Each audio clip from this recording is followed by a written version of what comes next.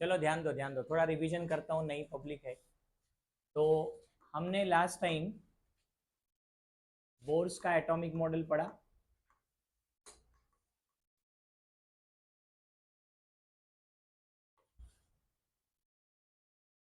ठीक है, तो बोर्स के कितने पोस्टुलेट स्टडी किए हमने?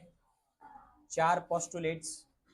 पोस्टुलेट्स का मतलब आपको लास्ट टाइम बताया था, क्या होते हैं भाई? यस, एजम्पशंस होते हैं। तो बोर्स के हिसाब से सबसे पहले पोस्टुलेट में उसने क्या बताया? सबसे पहले पोस्टुलेट में उसने क्या बताया कि अपने पास जो इलेक्ट्रॉन होता है, इलेक्ट्रॉन वो रिवॉल्व करता है ना। इलेक्ट्रॉन क्या करता है?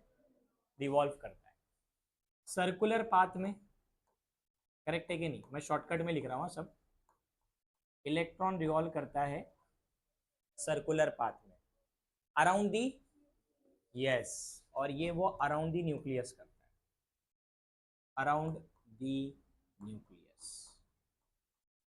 ठीक है, और इस सर्कुलर पाथ को क्या नाम दिया गया था?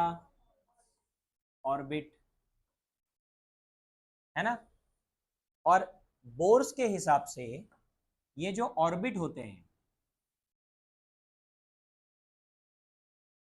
इसको उसने एक नाम दिया ना, आप सबने लिखा है ये स्टेशनरी स्टेट्स और करेक्ट अलाउड एनर्जी क्या स्टेट, करेक्ट। और ऑर्बिट हमारे पास इनफाइनाइट नंबर्स में होते हैं, इनफाइनाइट ऑर्बिट। ठीक है, तो न्यूक्लियस के आसपास इलेक्ट्रॉन रिवॉल्व करता है, उस सर्कुलर पाथ को ऑर्बिट बोला गया। ऑर्बिट को बोर ने बोला कि स्टेशनरी होते हैं, मतलब ऑर्बिट नहीं घूमता, सिर्फ इलेक्ट्रॉन घूमता है, बराबर है। ठीक है, उसके बाद हमने सेकेंड पॉइंट में क्या पढ़ा कि जब इलेक्ट्रॉन घूमेगा, इलेक्ट्रॉन किसी ऑर्बिट में घूमेगा, है ना, तो उसकी एनर्जी क्या होती है? बोलो। हाँ, electron revolves around the nucleus, बराबर। तो उसने बोला कि ऐसे केस में एनर्जी ऑफ इलेक्ट्रॉन जो है इट रिमेन्स कांस्टेंट, है ना, does not change with time. जब तक इलेक्ट्रॉन एक पर्टिकुलर ऑर्बिट में घूमता रहेगा उसकी एनर्जी सेम रहेगी, है ना। लेकिन उसने एक और चीज बताई कि जो इलेक्ट्रॉन है इसका ट्रांजिशन भी हो सकता है कि नहीं? ट्रांजिशन का मतलब क्या बताया उसने? ट्रांजिशन का 2 मीनिंग बताया था ना मैंने, कि भाई लोअर एनर्जी से हायर एनर्जी वाले स्टेट में जाना, या फिर हायर एनर्जी से लोअर एनर्जी के स्टेट में जाना, बराबर। ये बताया था ना। अच्छा, ये कैसे करता है इलेक्ट्रॉन? अगर इलेक्ट्रॉन को लोअर से हायर में जाना है तो मैंने क्या बताया था, लोअर से हायर में जाने वाले को हम लोग क्या बोलते हैं? एक्साइटेशन बोलते हैं कि नहीं बोलते हैं? करेक्ट है, एक्साइटेशन होता है। और हायर से अगर लोअर में आ रहा है तो डी एक्साइटेशन बोलते हैं इसको। अच्छा, एक्साइटेशन में एनर्जी एब्जॉर्ब होती है कि रिलीज होती है? एब्जॉर्ब होती है, बराबर। जब भी इलेक्ट्रॉन किसी लोअर एनर्जी स्टेट से हायर एनर्जी स्टेट में जाएगा तो वो एनर्जी क्या करेगा? एब्जॉर्ब करेगा, करेक्ट, बराबर। और अगर हायर से लोअर में आएगा तो एनर्जी रिलीज करेगा, या फिर आप लिखो एमिट करेगा। ये बोर्स का भी बोलना है ना। जब तक एक पर्टिकुलर ऑर्बिट में है तब तक एनर्जी ऑफ इलेक्ट्रॉन कांस्टेंट है, लेकिन जब उसमें ट्रांजिशन होगा, इलेक्ट्रॉन जब एक ऑर्बिट से दूसरी ऑर्बिट में जंप करेगा, तो अगर लोअर से हायर में जाएगा तो एनर्जी एब्जॉर्ब करेगा तभी जा पाएगा, और हायर से लोअर में आएगा तो उसको एनर्जी रिलीज करनी पड़ेगी, क्योंकि हर ऑर्बिट की एनर्जी अलग है। क्यों? क्योंकि अपने को बोर्स ने बोला था कि जो फर्स्ट ऑर्बिट होती है ना, इसकी एनर्जी सबसे कम होती है, उससे ज्यादा एनर्जी सेकेंड ऑर्बिट की, उससे ज्यादा एनर्जी थर्ड, उससे ज्यादा एनर्जी फोर्थ। मतलब जो ऑर्बिट की एनर्जी होती है ये कौन से ऑर्डर में होती है? इंक्रीजिंग ऑर्डर ऑफ एनर्जी होती है, बराबर। तो ऑब्वियस सी बात है कि अगर इलेक्ट्रॉन को फर्स्ट ऑर्बिट से सेकेंड ऑर्बिट में जाना है तो एनर्जी एब्जॉर्ब करनी पड़ेगी, क्योंकि सेकेंड ऑर्बिट की एनर्जी ज़्यादा है, वहाँ पे अगर रुकना है तो ज़्यादा एनर्जी लगेगी। सेकेंड से थर्ड में जाना है तो और एनर्जी एब्जॉर्ब करनी पड़ेगी, थर्ड से फोर्थ में जाना है और एनर्जी एब्जॉर्ब करनी पड़ेगी। लेकिन अगर इलेक्ट्रॉन को ऊपर से नीचे आना है, जैसे फोर्थ से थर्ड पे आना है, तो जितनी एब्जॉर्ब किया था थर्ड से फोर्थ में जाने के लिए, उतनी एनर्जी वो क्या करेगा? वापस रिलीज कर देगा। फिर उसके बाद अगर उसको थर्ड से सेकंड पे आना है तो सेकंड से थर्ड पे जाने के लिए जितनी एब्जॉर्ब किया था उतनी वो रिलीज कर देगा वापस से, है ना। तो यही चीज उसने बोला था। तीसरे पोस्टुलेट में क्या बताया था हमको? थर्ड में फ्रीक्वेंसी कैसे निकालते हैं ना, फ्रीक्वेंसी का फॉर्मूला याद आ रहा है? डेल्टा ई बाय एच, यही है ना। ये कहां से आया फॉर्मूला? चलो शुरू से बताता हूँ। अपन ने एक फॉर्मूला लिखा था, E is equal to H nu, बराबर है। कहां से आता है फॉर्मूला? प्लैंक्स क्वांटम थियरी से आया था, बराबर है ना। तो बोर ने बोला कि इसी फॉर्मूले को यूज करके हम E के जगह क्या लिख सकते हैं? Delta E. डेल्टा ई क्या होता है? E2 minus E1। What is E2 minus E1? ये आपको एनर्जी में चेंजेस बताएगा, है ना। जैसे अगर मान लो कोई इलेक्ट्रॉन फोर्थ ऑर्बिट में है और उसको फर्स्ट में जंप करना है, तो उसका जो E2 है वो फोर्थ ऑर्बिट है, मतलब फोर्थ ऑर्बिट की एनर्जी, और उसका E1 क्या होगा? फर्स्ट ऑर्बिट की एनर्जी। तो फोर्थ ऑर्बिट की एनर्जी में से फर्स्ट ऑर्बिट की एनर्जी में माइनस कर दूंगा तो मुझे क्या पता चलेगा? डिफरेंस पता चलेगा कि कितना एनर्जी का डिफरेंस है, बराबर है। और तब जब उसने बोला तो ये फॉर्मूला चेंज हो गया, delta E is equal to H nu हो गया। So nu is equal to क्या? Delta E by H.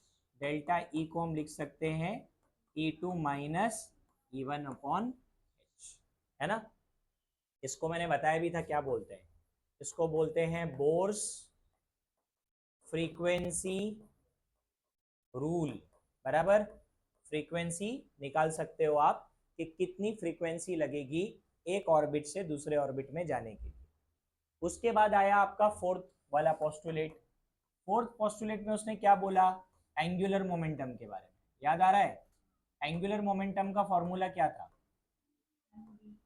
हाँ, m into V into are.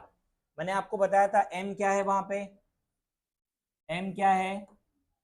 m है मास ऑफ इलेक्ट्रॉन। v क्या है? Velocity of electron. r क्या है? नहीं, इलेक्ट्रॉन का रेडियस नहीं है, रेडियस ऑफ ऑर्बिट है। एक पर्टिकुलर ऑर्बिट में जब इलेक्ट्रॉन घूमता है तो उसकी कुछ तो वेलोसिटी होगी, तो उसकी वेलोसिटी v मान ली अपन ने, और उसका मास हमने m माना। तो जब इलेक्ट्रॉन घूमेगा तो बोर्स का ये मानना था कि जो एंगुलर मोमेंटम होता है mvr, ये h अपॉन 2 पाई के बराबर होता है। किसके बराबर होता है? हाँ, अगर फर्स्ट ऑर्बिट का एंगुलर मोमेंटम h अपॉन 2 पाई है तो सेकेंड ऑर्बिट का angular momentum n into H upon 2 पाई, मतलब n के जगह क्या आएगा? 2 आ जाएगा। थर्ड ऑर्बिट का क्या आएगा? 3 इंटू एच अपॉन 2 पाई। फोर्थ ऑर्बिट का 4 इंटू एच अपॉन 2 पाई। मतलब उसका क्या बोलना था इस फॉर्मूले को लेके? उसका ये बोलना था कि n का वैल्यू तो 1 2 3 4 कुछ भी हो सकता है, तो जो h अपॉन 2 पाई है जिसमें h क्या है, what is h, Planck's constant है ना, ये h क्या है बेटा, प्लैंक्स कांस्टेंट। तो अगर ये कांस्टेंट है, ये 2 भी कांस्टेंट है, ये आपका पाई का वैल्यू भी कांस्टेंट ही है ना, तो ये सारा का पूरा नंबर क्या है, ये h अपॉन 2 पाई क्या है, ये तो एक कांस्टेंट हुआ ना।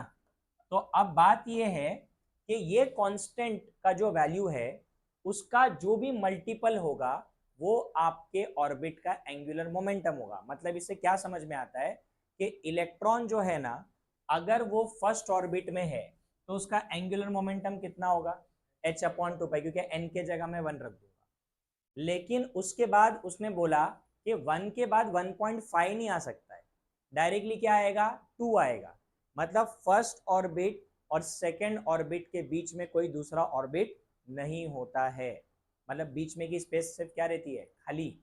तो जो भी एंगुलर मोमेंटम उसको पता चला वो मल्टीपल्स में पता चला। मतलब क्या मल्टीपल्स, अगर पहले वाले का 2 है तो नेक्स्ट वाले का वैल्यू डायरेक्ट 4 आएगा, उसका मल्टीपल। उसके बाद वाले का 6 आएगा, उसके बाद वाले का 8, तो बीच में वैल्यू 3 नहीं आएगा, 2 के बाद डायरेक्ट 4 आएगा। इससे ये समझ में आता है कि ऑर्बिट फिक्स्ड होते हैं। ऑर्बिट क्या होते हैं, फिक्स्ड। याद है ना वो वर्ड तुमको, उसने जब बोला था ऑर्बिट के बारे में तो उसने दो इंपॉर्टेंट चीजें बताई थी ऑर्बिट से रिलेटेड। पहला उसने बोला था कि इनकी एनर्जी फिक्स होती है, याद आ रहा है क्या, और दूसरा उसने बोला था इनका फिक्स रेडियस भी होता है ना। अब यार सीधी बात है, रेडियस फिक्स है तो फिर हर एक पर्टिकुलर ऑर्बिट एक पर्टिकुलर रेडियस पे प्रेजेंट होगा, है ना। हर रेडियस पे आपको ऑर्बिट नहीं मिलेगा। मतलब आज अपन यही सीखने वाले हैं कि ऑर्बिट का रेडियस कैसे कैलकुलेट किया जाता है, ऑर्बिट की एनर्जी कैसे कैलकुलेट की जाती है, ऑर्बिट की वेलोसिटी कैसे, मतलब ऑर्बिट नहीं, जो आपका इलेक्ट्रॉन घूम रहा है ना उसकी वेलोसिटी, ठीक है। तो आपका ऑर्बिट जो है ना जिसमें आपका इलेक्ट्रॉन प्रेजेंट है, उस ऑर्बिट की एनर्जी क्या होती है वो हमारे लिए इंपॉर्टेंट है, ठीक है। उसके बाद उस ऑर्बिट का रेडियस क्या होता है, न्यूक्लियस से आपका ऑर्बिट कितना दूर या कितना पास होता है उसको बोलते हैं रेडियस, वो अपने को कैलकुलेट करना है, और वेलोसिटी कैलकुलेट करनी है। तो जो भी बोर्स ने हमको बताया था ना, उन सारी चीज़ों से हम आज पढ़ने वाले हैं कि बोर्स के थ्योरी के रिजल्ट्स क्या मिले। ये तो उसका एजम्पशन था ना। अब थियरी के रिजल्ट्स में बहुत सारे फॉर्मूलेज है और वो आज मैं तुम्हारे को सिखाने वाला हूँ, ठीक है।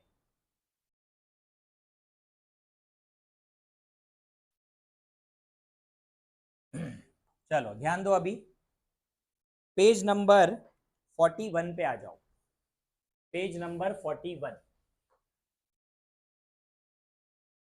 हम लोग पढ़ने वाले हैं रिजल्ट्स ऑफ बोर्स थियरी, ठीक है। रिजल्ट्स, अब रिजल्ट्स में बहुत सारे पॉइंट है, मैं पॉइंट नंबर 1 से स्टार्ट करता हूं। पॉइंट नंबर 1, ध्यान देना अभी, देखो पॉइंट नंबर 1 में ये बताया गया कि जो हमारे ऑर्बिट्स हैं या जिनको हम बोलते हैं स्टेशनरी स्टेट्स बोलते हैं ना, तो बेटा इनको रिप्रेजेंट करने के लिए एन यूज होता है। क्या यूज होता है, एन, 1 2 3 4 ऐसे एन यूज होता है। लास्ट टाइम मैंने एक डायग्राम भी बनाया था इसका, वापस से बताता हूँ, थोड़ा सा आपको आइडिया देता हूँ। देखो न्यूक्लियस हो गया, first orbit, second orbit, third orbit, बस हो गया, इतना ही बना लिया। तो ये मेरा फर्स्ट ऑर्बिट है, फिर ये सेकेंड ऑर्बिट है,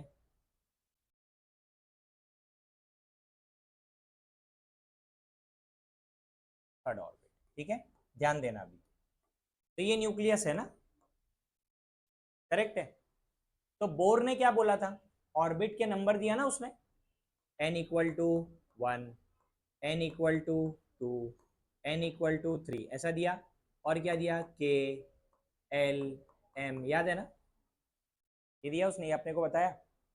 लेकिन उसके साथ साथ उसने एक और चीज बताया, वो बताया इस ऑर्बिट का रेडियस। क्या बताया, ऑर्बिट का रेडियस। अभी मैंने लास्ट टाइम आपको बोला था रेडियस क्या होता है, व्हाट इज रेडियस। हाँ बराबर बोलना, सही बोल, हाँ करेक्ट है।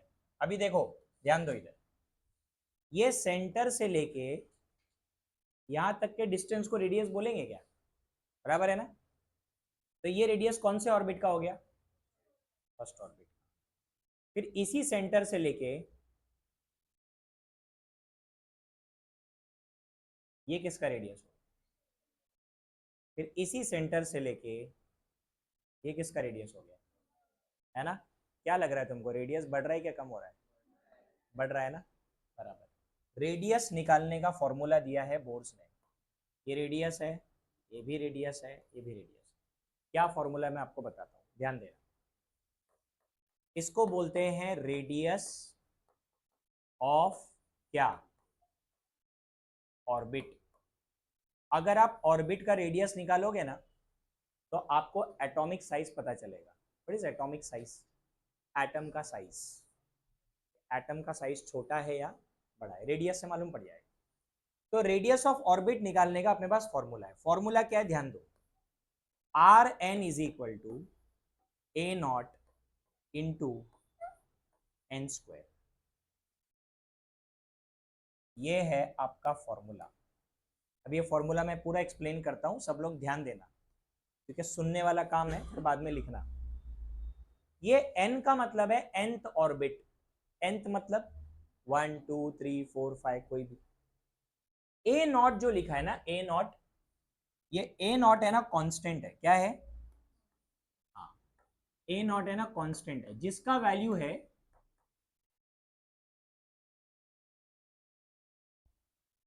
0.529 एंगस्ट्रॉम, या फिर और एक वैल्यू है इसका, और करके बता रहा हूं मैं, A not is equal to 52.9, what is PM, picometer, picometer, ठीक है। अब देखो मैं एक एक चीज डिटेल में बता रहा हूं, इतना बुक में नहीं दिया है तो जरा समझना इसको।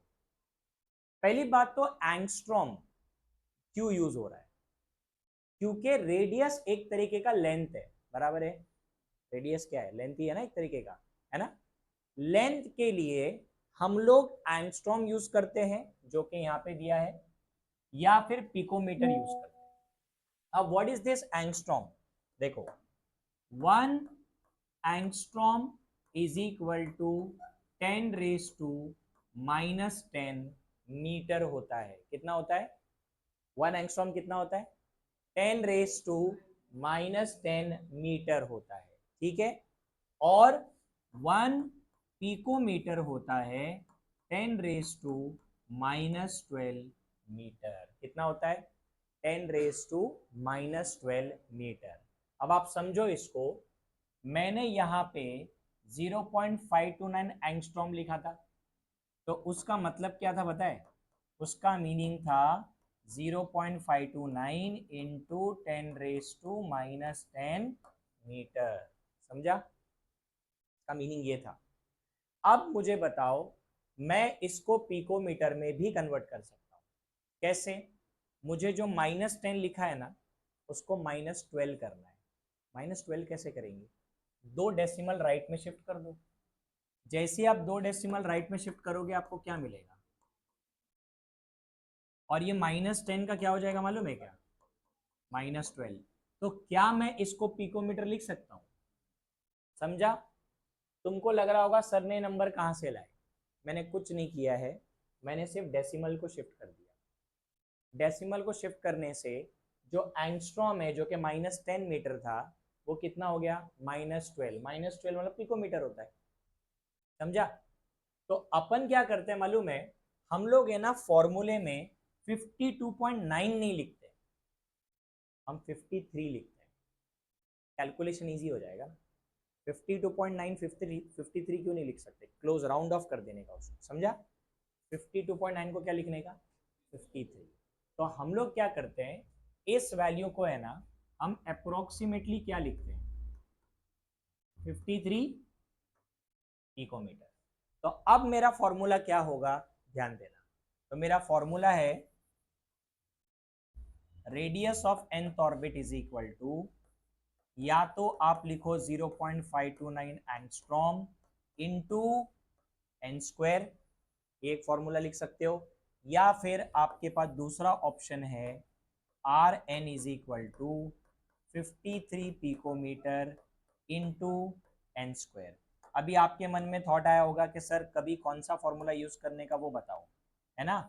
तो देखो फॉर्मूला कौन सा यूज करना है ना, ये डिपेंड करेगा कि आपको क्वेश्चन में यूनिट क्या दिया हुआ है। किस पे डिपेंड करेगा, यूनिट पे। अगर आपको रेडियस के आंसर को बोला गया कि एंगस्ट्रॉम में निकालो, तो फिर आप कौन सा फॉर्मूला यूज करोगे, पहला वाला। आपको बोला कि रेडियस पिकोमीटर में निकालो, तो कौन सा यूज करोगे, समझ में आ गया। एंगस्ट्रॉम के लिए वैल्यू क्या है, 0.529 कर सकते हैं, 0.53 लिख सकता है, हाँ लिख सकता है, 0.53 ले सकते हो। और इसको 53 पिकोमीटर, तो पिकोमीटर में आंसर पूछा है तो ये फॉर्मूला, एंगस्ट्रॉम में आंसर पूछा है तो ये फॉर्मूला। ठीक है, अब एक सबसे इंपॉर्टेंट पार्ट, आर का और एन का रिलेशन देखो। एन का वैल्यू मैंने बताया क्या है, नंबर ऑफ ऑर्बिट 1 2 3 4 है ना। तो आर और एन का रिलेशन क्या है बताओ। हाँ बराबर, इंपॉर्टेंट है, मैं नोट में लिख के दे रहा हूं इसके लिए, ये सब आता है एग्जाम में। Radius is directly proportional to N square.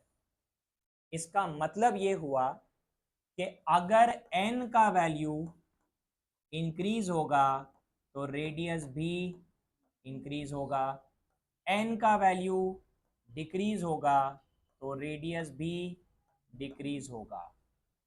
अब ये तुम खुद लॉजिकली सोच सकते हो, फर्स्ट वाला रेडियस छोटा क्यों है, उसका एन का वैल्यू 1 है बराबर। सेकेंड ऑर्बिट का एन का वैल्यू 2, का रेडियस भी बड़ा आएगा। थर्ड का एन का वैल्यू 3, उसका रेडियस और बड़ा आएगा। आएगा कि नहीं आएगा। मैं अभी तुम्हारे को रेडियस निकाल के बताऊंगा, पहले इतना लिख लो, फिर मैं रेडियस कैलकुलेट कैसे करते हो सिखा। क्या, वो डेरिवेशन में एन स्क्वायर आता है, पूरा डेरिवेशन है, अभी तुमको डेरिवेशन नहीं, तुमको सिर्फ फॉर्मूला है। तो रेडियस एन के स्क्वायर से डायरेक्टली प्रोपोर्शनल है, एन मतलब नंबर ऑफ ऑर्बिट। ठीक है, वो जो डेरिवेशन है ना वो सब तुमको फिजिक्स में 12th स्टैंडर्ड में, तो अभी उसमें मत जाओ। तुम्हारे को केमिस्ट्री में सिर्फ फॉर्मूला आना चाहिए रेडियस निकालने का, तो तुम उतना ही खाली याद रखो। ठीक है, और ये भी इंपॉर्टेंट है, क्या इंपॉर्टेंट है बताता हूँ, ये भी इंपॉर्टेंट है, क्योंकि कन्वर्जन है ना पब्लिक भूल जाती है, तो कन्वर्जन भूलना नहीं है तुम्हारे को।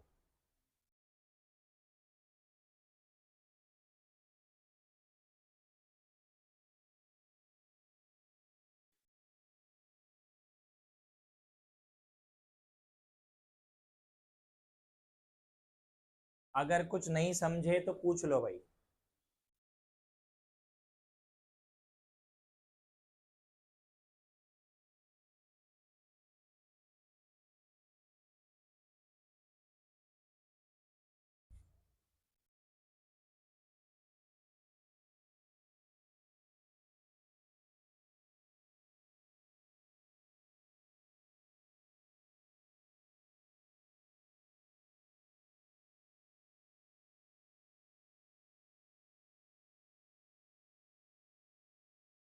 कुछ भी नहीं समझा है तो पूछ लो, वैसे कोई ना समझने वाली चीज नहीं है, इजी है कि रेडियस और number of orbit directly proportional है। एग्जाम में यहाँ से एंट्रेंस में सबसे ज़्यादा क्वेश्चंस आते हैं, जो अभी आज मैं टॉपिक पढ़ाने वाला हूँ ना, ये मोस्टली एंट्रेंस से रिलेटेड टॉपिक है। तो रेडियस कैसे निकालते हैं भी मैं एग्जांपल लेके बताता हूँ तुमको।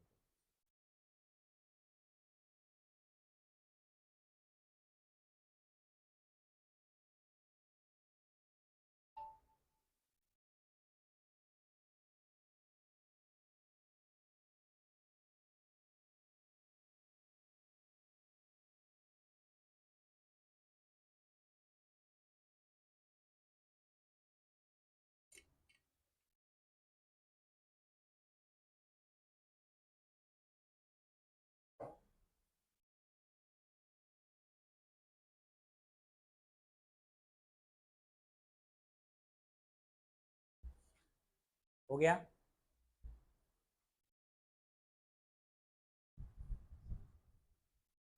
तेरी फ्रेंड क्यों नहीं आ रही आज, क्या हो गया?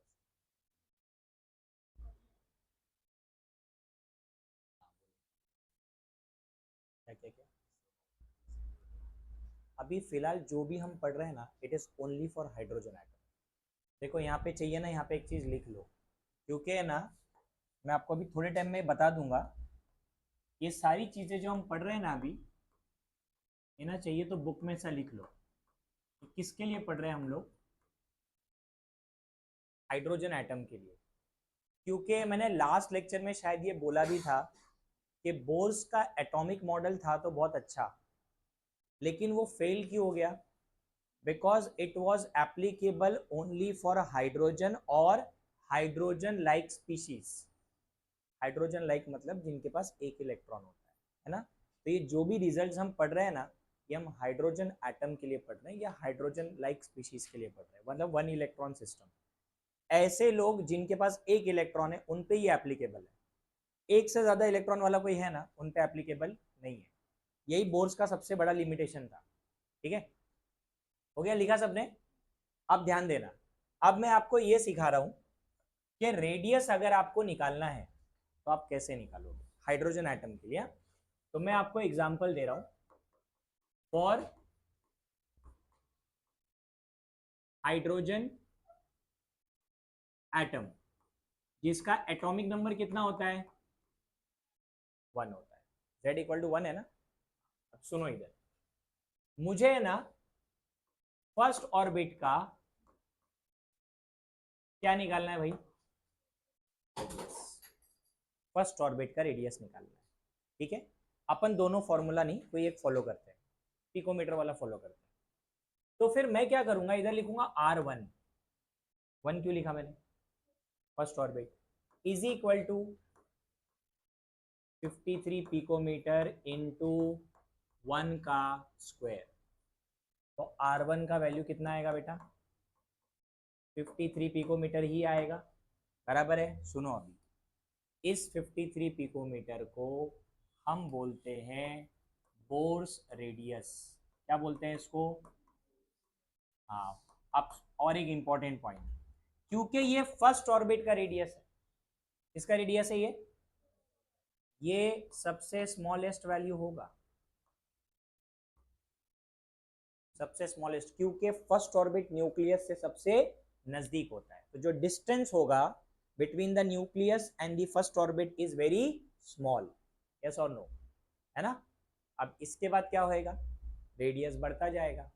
तो सेकंड वाले का देखते हैं क्या हो गया। अक्सर को डाउट है? क्या डाउट है बोलो ना। क्या?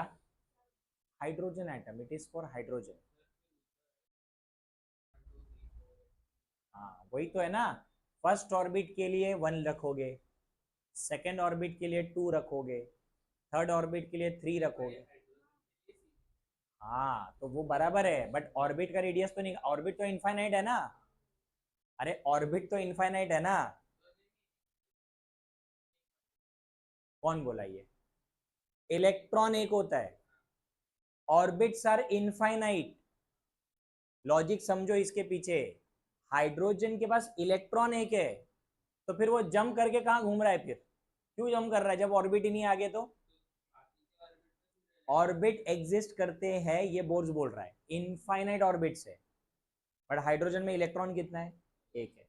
अब वो एक इलेक्ट्रॉन फर्स्ट ऑर्बिट से सेकेंड में भी जा सकता है, थर्ड में भी जा सकता है, फोर्थ में भी जा सकता है, 10th में भी जा सकता है, इनफाइनाइट में भी जा सकता है, क्योंकि ऑर्बिट्स इनफाइनाइट है। बट इलेक्ट्रॉन कितना है? इलेक्ट्रॉन एक ही है। तो रेडियस तो होगा ना फिर ऑर्बिट का। समझा कि नहीं समझा? ऑर्बिट का रेडियस तो निकाल सकते हैं ना। हाँ तो ये फर्स्ट ऑर्बिट का रेडियस है। सेकेंड ऑर्बिट का रेडियस निकालना है, मतलब आपको अभी R2 कैलकुलेट करना है। तो आप क्या करोगे? R2 is equal to 53 picometre को मल्टीप्लाई करो 2 के स्क्वायर से, तो आपका आंसर आएगा 212 पिकोमीटर आएगा। आया? क्या हो गया बताओ? रेडियस बढ़ गया क्या कम हो गया? बढ़ गया ना। समझा कि नहीं समझा? नहीं समझा अभी भी? अबे एकदम इजी चीज़ है ये। तुमको सिर्फ है ना एग्जाम में रेडियस निकालने बोलेंगे, आपको बता देंगे हाइड्रोजन एटम है और उसके इस ऑर्बिट का रेडियस निकाल दो, बस तुमको n की जगह वो नंबर डाल देना, नंबर ऑफ ऑर्बिट डालना है, ठीक है। उसके बाद थर्ड ऑर्बिट का क्या आएगा, तो n इक्वल टू 3 मुझे निकाल के बताओ तुम लोग, और n इक्वल टू 4 भी निकाल के बताओ। चलो जल्दी से थर्ड ऑर्बिट का रेडियस बताओ और फोर्थ ऑर्बिट का रेडियस बताओ। Very good.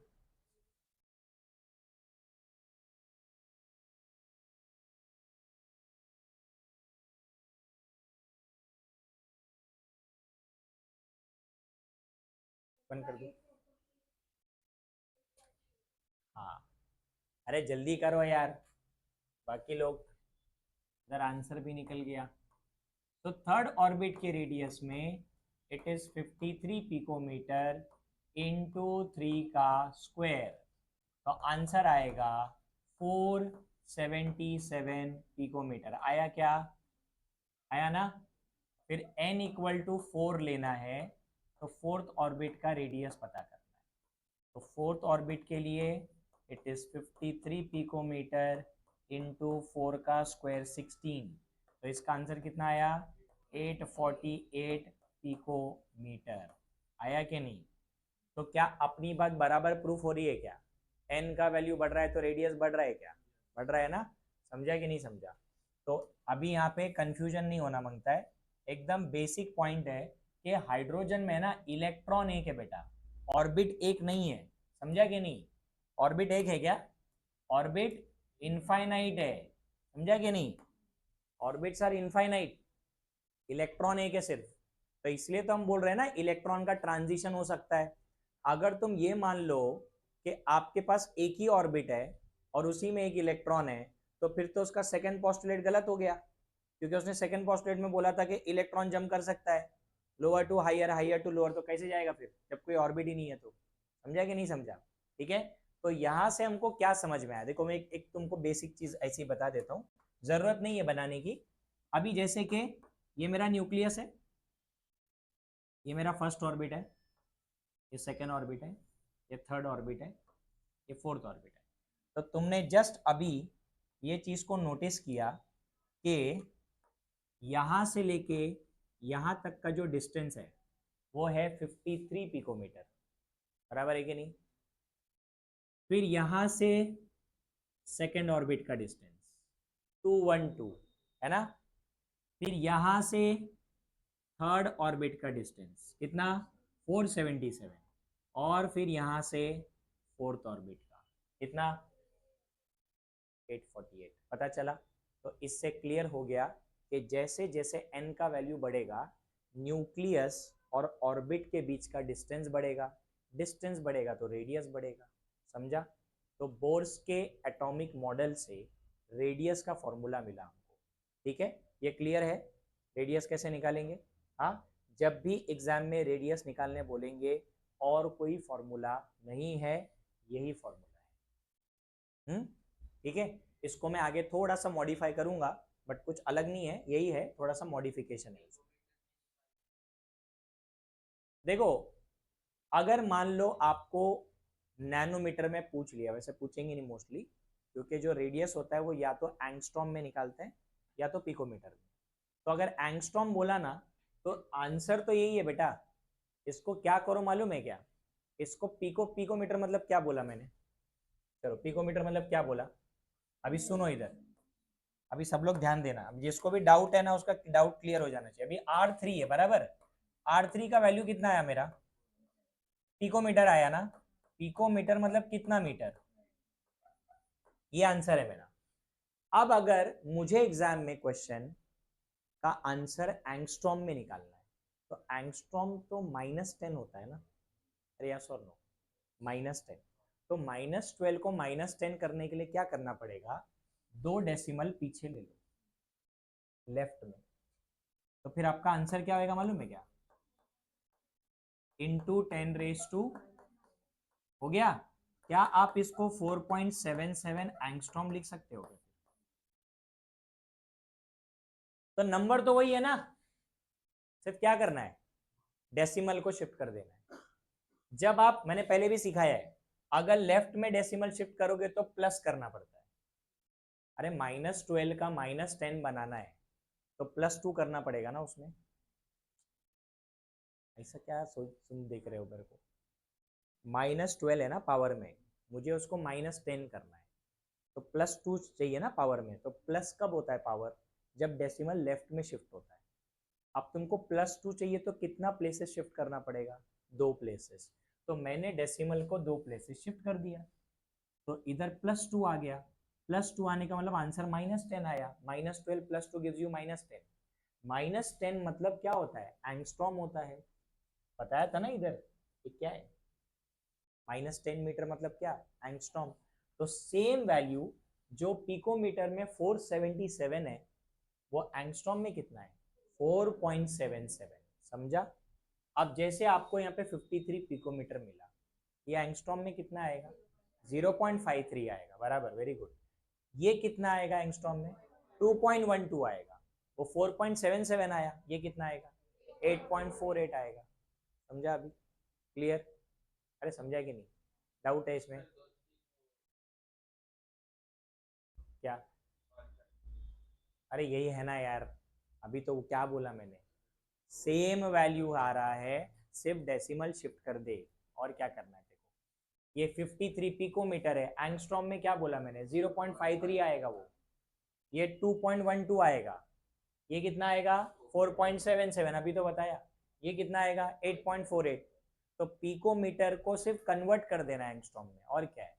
फॉर्मूला कोई भी लगाओ, बाद में कन्वर्ट तो कर सकते हो ना, तो कन्वर्जन आना चाहिए कि अगर पिकोमीटर को एंगस्ट्रॉम करना है, मतलब 10 के पावर में -12 है, उसको 10 का पावर -10 बनाना है, तो उसके लिए डेसिमल लेफ्ट में शिफ्ट कर देने का।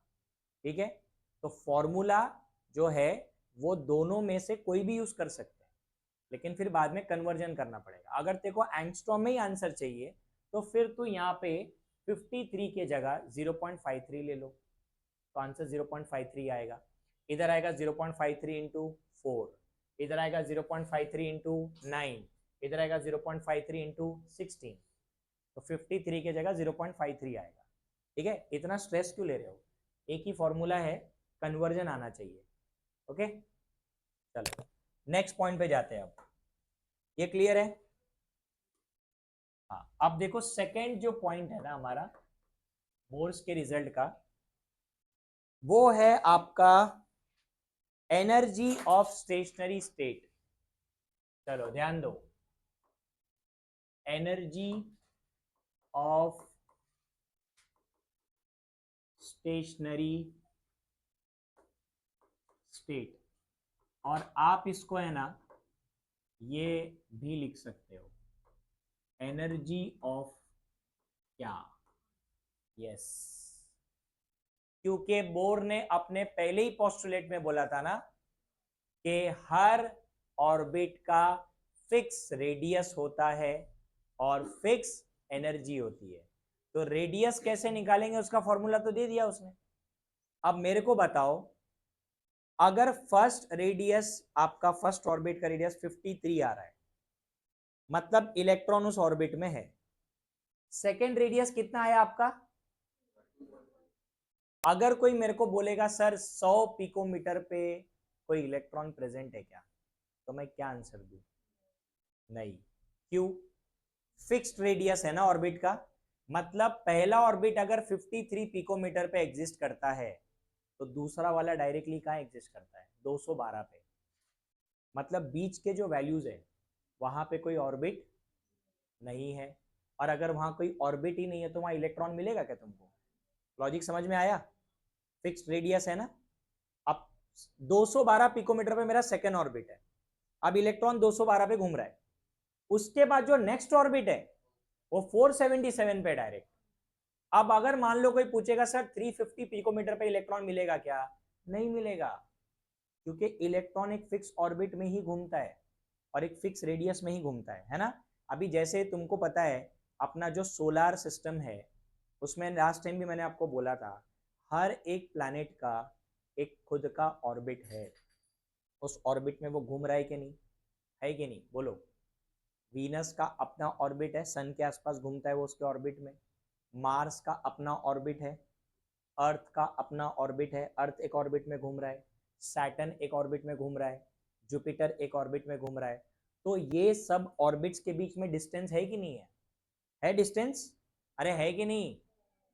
आंसर तो दो गधों, है ना डिस्टेंस? क्या सब एक ही साथ जुड़े हुए हैं, ऐसे बाजू बाजू में घूम रहे हैं? सब एक पर्टिकुलर डिस्टेंस पे, करेक्ट। तो इसका मतलब ये हुआ कि अब ये अर्थ घूम रहा है किसी ऑर्बिट में, तो जो नेक्स्ट प्लैनेट है वो किसी डिस्टेंस पे होगा ना वहां से आगे। तो बीच का स्पेस क्या है? खाली है, गैप है वहां पे, और वहां पे कोई प्लैनेट नहीं मिलेगा, क्योंकि नेक्स्ट प्लैनेट जो भी अर्थ के बाद वाला वही आपको मिलने वाला है। यस और नो? एग्जैक्टली वैसा ही है। तो फिक्स रेडियस तो बता दिया ना उसने। अब हम लोग क्या निकालने वाले? एनर्जी निकालने वाले। हर ऑर्बिट की खुद की एनर्जी होती है, वो एनर्जी कैसे कैलकुलेट करेंगे वो हम निकालेंगे। अगेन जो फॉर्मूला मैं बता रहा हूं हाइड्रोजन एटम के लिए ही है, ठीक है। और वो फॉर्मूला है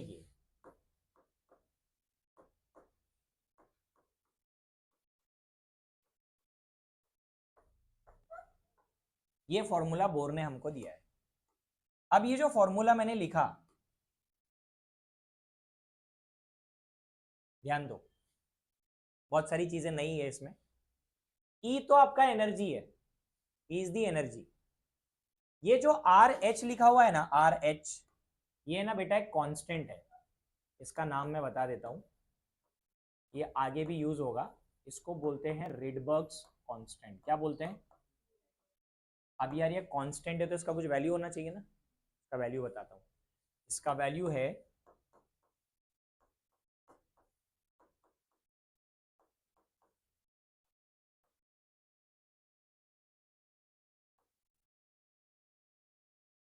क्या वैल्यू है इसका? 2.18 इंटू 10⁻⁻18 जूल। जूल क्यों आ रहा है सोचो? एनर्जी कैलकुलेट कर रहे हो, बराबर। एनर्जी का एसआई यूनिट जूल होता है ना। एन का कोई यूनिट है क्या? नहीं ना, एन तो नंबर है ना, 1 2 3 4। तो आंसर जूल में आना चाहिए। ये आपके कांस्टेंट का वैल्यू रहेगा हमेशा, ठीक है। अगेन एन आपको क्या बता रहा है? What is an here? Number of क्या? ऑर्बिट। अच्छा, अब एक चीज को जरा रिकॉल करो। उसने अपने फर्स्ट पोस्टुलेट में बोला था कि ऑर्बिट को इंक्रीजिंग ऑर्डर ऑफ एनर्जी में लगाया गया है। ये बोला था उसने।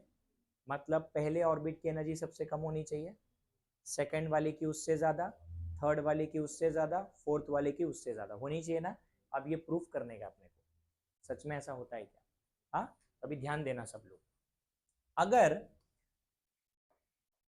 यहां पे हम एक रिलेशन देखें ई और एन का, क्या रिलेशन है? इनवर्स है ना। लेकिन बेटा यहाँ पे नेगेटिव का साइन है। इसका मतलब क्या हुआ वो मैं आगे बताऊंगा, नेगेटिव का साइन क्यों है, टेंशन मत लो, सब बताऊंगा। बट फिलहाल मुझे इस रिलेशन का मीनिंग बताओ। ई और एन का रिलेशन क्या बता रहे तुम?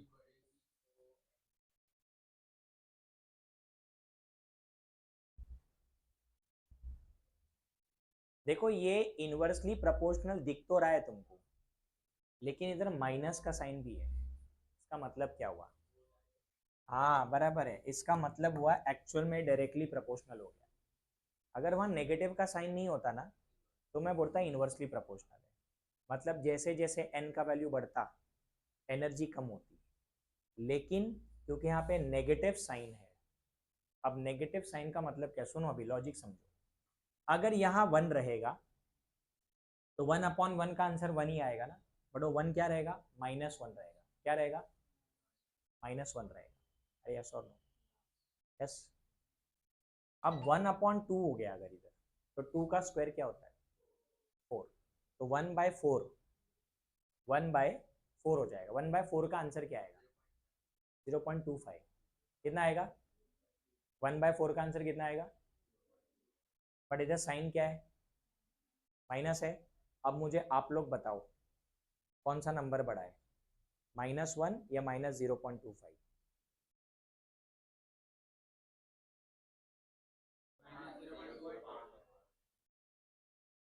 कौन सा वैल्यू बड़ा है? समझा कि नहीं? नेगेटिव नंबर में क्या होता है, मैग्नीट्यूड जितना बड़ा नंबर उतना छोटा, मैग्नीट्यूड जितना छोटा नंबर उतना ही बड़ा। तो 0.25 माइनस में है तो वो बड़ा नंबर माना जाएगा एज कंपेयर टू -1, है ना? यस और नो? -1 बड़ा है क्या -2 बड़ा है? -1 बड़ा है ना, है कि नहीं? तो इससे क्या समझ में आया कि यहाँ पे लोग बताने की कोशिश कर रहे हैं कि अगर n का वैल्यू बढ़ेगा ना तो एनर्जी भी क्या होगी मालूम है क्या? क्या होगी? एनर्जी बढ़ेगी बेटा। अब मैं तुमको ये कैलकुलेट करके बताता हूँ। नहीं नहीं, माइनस क्यों है वो अभी बता नहीं पा रहा हूँ ना, मैं तुमको बताऊंगा ना आगे। ये माइनस है ना, एक डेरिवेशन में तुमको समझ में आएगा। आगे एक छोटा सा डेरिवेशन है, उसमें मैं आपको बताऊंगा माइनस का साइन क्यों है। ठीक है, वो माइनस के साइन पे अभी ध्यान मत दो, फिलहाल डायरेक्ट फॉर्मूला है, इसको समझ लो, आगे मैं बताऊंगा माइनस क्यों आया है। हाँ देखो अभी इसका मतलब क्या हुआ, n का वैल्यू बढ़ेगा तो e बढ़ेगा एक्चुअली, क्योंकि यहाँ पे -1/n² है, -1/n²। तो अगर मुझे एनर्जी निकालनी है फर्स्ट ऑर्बिट की, किसकी? फर्स्ट ऑर्बिट की। तो फर्स्ट ऑर्बिट मतलब n का वैल्यू क्या हुआ, n का वैल्यू 1 लेना पड़ेगा, बराबर है? अब ध्यान देना, मैं लिखूंगा E1 is equal to RH का वैल्यू क्या है, हाँ माइनस आएगा इधर, 2.18 इंटू 10⁻⁻18 जूल इंटू 1/1 का स्क्वायर।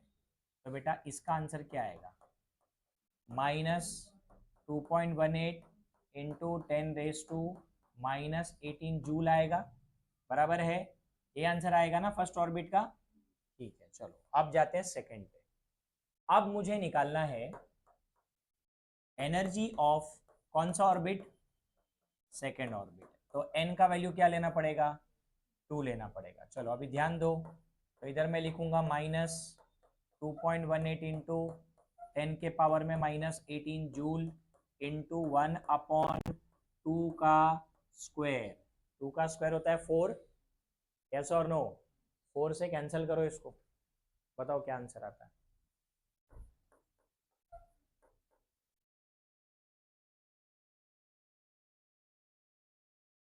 0.54,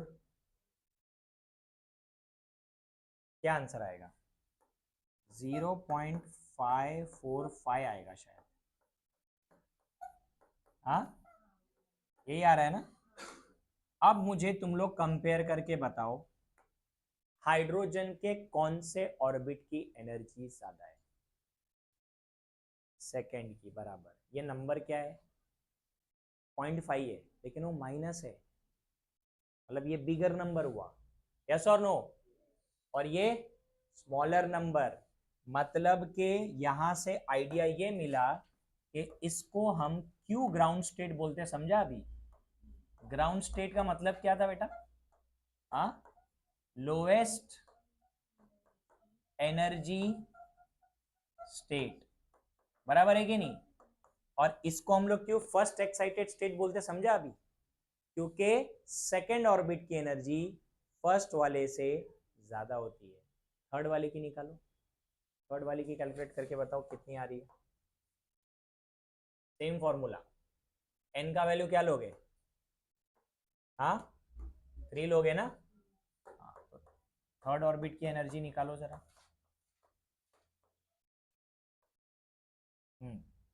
सो E3 -2.18 इंटू 10⁻⁻18 जूल इंटू 1/3 का स्क्वायर।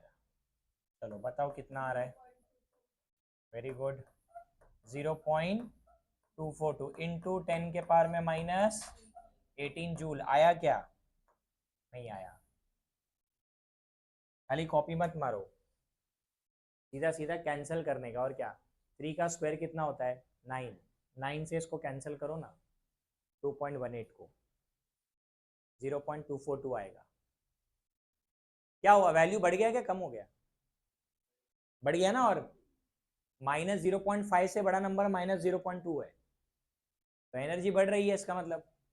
तो बोर्स ने सही बोला था अपने एजम्पशन में, बोला था कि नहीं, कि ऑर्बिट्स को इंक्रीजिंग ऑर्डर ऑफ एनर्जी में रखा गया है। तो इसीलिए जब हम लोग वर्ड यूज करते हैं ना एक्साइटेशन, सही यूज करते हैं हम लोग, क्योंकि एक्साइट होने का मतलब क्या होता है, लोअर ऑर्बिट से हायर ऑर्बिट में जाना, मतलब लोअर एनर्जी स्टेट से हायर एनर्जी स्टेट में जाना, इसी को तो एक्साइटेशन बोलते हैं। तो यहाँ से क्लियर हो गया कि अगर इलेक्ट्रॉन फर्स्ट ऑर्बिट में है तो उस ऑर्बिट की एनर्जी कितनी है, -2.18 इंटू 10⁻⁻8, जो कि सबसे लोएस्ट एनर्जी है, मतलब उसको ग्राउंड स्टेट बोला गया। क्या मैंने इसको फर्स्ट एक्साइटेड स्टेट बोला था, याद आ रहा है? इसको मैंने सेकेंड एक्साइटेड स्टेट बोला था। तो जब जब इलेक्ट्रॉन जंप करेगा हायर स्टेट में, इसका मतलब नेक्स्ट वाले ऑर्बिट की एनर्जी प्रीवियस वाले से ज़्यादा है। समझा? ठीक है, एनर्जी निकालना समझ में आ गया, कैसे निकालते हैं?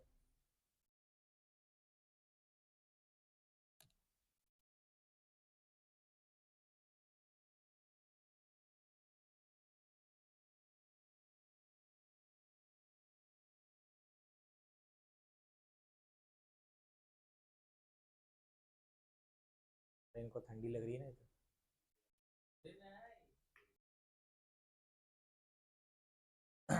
चलो हो गया लिख के। अब नेक्स्ट पॉइंट पे ध्यान दो। पहले तो सबको एक पॉइंट हाईलाइट करना है, और वो है पेज नंबर 42 पे, do you know which you don't know. अभी तुमको पता चलेगा वो, ठीक है? देखो उधर पे क्या लिखा है, वेरी इंपॉर्टेंट स्टेटमेंट। ये स्टेटमेंट बताता है कि हाइड्रोजन सॉरी बोर्स का जो मॉडल है, it is applicable only for hydrogen atom and hydrogen like species. मिला क्या? उसको मार्क करके रखो। अभी मैं उसी से रिलेटेड कुछ सिखाने वाला हूँ, इसलिए उसको पहले मार्क कर लो, ठीक है? मेरा जो तीसरा पॉइंट है ना, वो इसी के ऊपर है, जहां पे ये लिखा गया कि bourse atomic model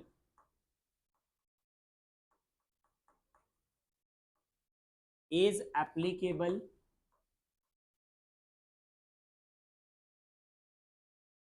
for hydrogen atom and hydrogen like। अब यार ये जब भी ये वर्ड आएगा ना ऐसा, हाइड्रोजन लाइक स्पीशीज, तो क्या समझने का, इसका मीनिंग क्या समझोगे? ये जो हाइड्रोजन लाइक स्पीशीज है ना, इसका मतलब ये वन इलेक्ट्रॉन क्या है, वन इलेक्ट्रॉन स्पीशीज है। क्या है? One electron. अब एग्जाम्पल पे ध्यान देना बेटा, एग्जाम्पल समझ में आ गए ना तो तुम बहुत सारे क्वेश्चन सॉल्व कर लोगे। देखो अब आपको ये समझना है कि कौन से स्पीशीज है जो इस मॉडल को फॉलो करेंगे। तो पहला तो खुद हाइड्रोजन H, क्योंकि उसके पास एक इलेक्ट्रॉन है। दूसरा है He+। अभी आप बोलोगे सर He+ कहां से आ गया? सुनो, ये तो हीलियम है, तो हाइड्रोजन नहीं है, लेकिन ये हाइड्रोजन लाइक है। कैसे? हीलियम का एटॉमिक नंबर कितना है? तो फिर लिथियम किधर गया? घर पे भाग गया अपने? हाँ, देखो इसका एटॉमिक नंबर 2 है, नीचे 2 लिख रहा हूं, मतलब इसके पास 2 प्रोटॉन है, लेकिन बेटा इलेक्ट्रॉन 2 नहीं है। क्यों नहीं है? 2 होने चाहिए थे, लेकिन ऊपर प्लस का साइन है, मतलब इसके पास कितना इलेक्ट्रॉन है? तो क्या ये हाइड्रोजन लाइक स्पीशीज हो गया? मतलब इस पे भी बोर का मॉडल लगेगा, लगेगा कि नहीं लगेगा? नेक्स्ट एग्जांपल,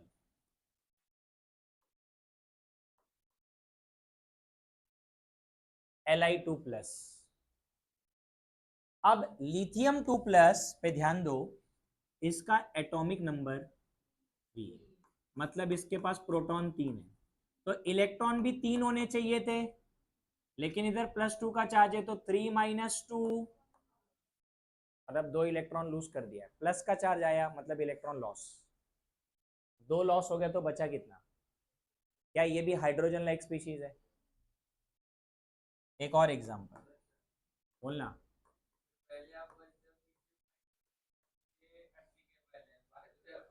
ऐसा बोला था क्या मैंने? तू नींद में है बेटा। मैंने वो जो फॉर्मूले बताए ना, वो स्पेसिफिकली हाइड्रोजन के लिए। अभी मैं इसके बारे में मैंने तुमको बोला था फॉर्मूले में थोड़ा मॉडिफिकेशन आएगा, अब वो मॉडिफिकेशन बताऊंगा ना यार, सब्र लेना, सब बताऊंगा ना। देखो अभी ये इधर अपना बेरिलियम 3+ है बराबर। बेरिलियम 3+ में बेरिलियम का एटॉमिक नंबर क्या है? 4। मतलब इसके पास प्रोटॉन कितने होने चाहिए? इलेक्ट्रॉन भी 4 होने चाहिए, लेकिन +3 का चार्ज है, अगेन 1 आ गया। मतलब ये मेरा है पॉइंट इधर पे, ये जो 3 मैंने यहां पे लिखे ना, ये हाइड्रोजन नहीं है, ये है हाइड्रोजन लाइक स्पीशीज है ये, बराबर। देखो स्पीशीज बोला तो कैटायन एनायन कुछ भी हो सकता है, तो फिर यहाँ पे इनको हम लोग हाइड्रोजन नहीं बोल रहे, हाइड्रोजन जैसा बोल रहे हैं। क्यों? क्योंकि इन सबके पास एक एक इलेक्ट्रॉन है। तो मैंने ऊपर क्या स्टेटमेंट लिखा है, तुमने मार्क भी किया टेक्स्ट बुक में, Bohr's atomic model is applicable to hydrogen atom and hydrogen like species which contains 1 extra nuclear electron, लिखा है ना उधर, एक इलेक्ट्रॉन। अब सुनो, अब जब बात इनकी आएगी तो आपने जो रेडियस का फॉर्मूला निकाला है उसमें थोड़ा सा एक मॉडिफिकेशन आएगा, और एनर्जी के फॉर्मूले में भी मॉडिफिकेशन आएगा। क्या मॉडिफिकेशन आएगा मैं बताता हूं, अभी सुनो ध्यान से, ठीक है। अब अगर आपको रेडियस ऑफ ऑर्बिट निकालना है, रेडियस ऑफ ऑर्बिट, तो आपका फॉर्मूला बनेगा ये,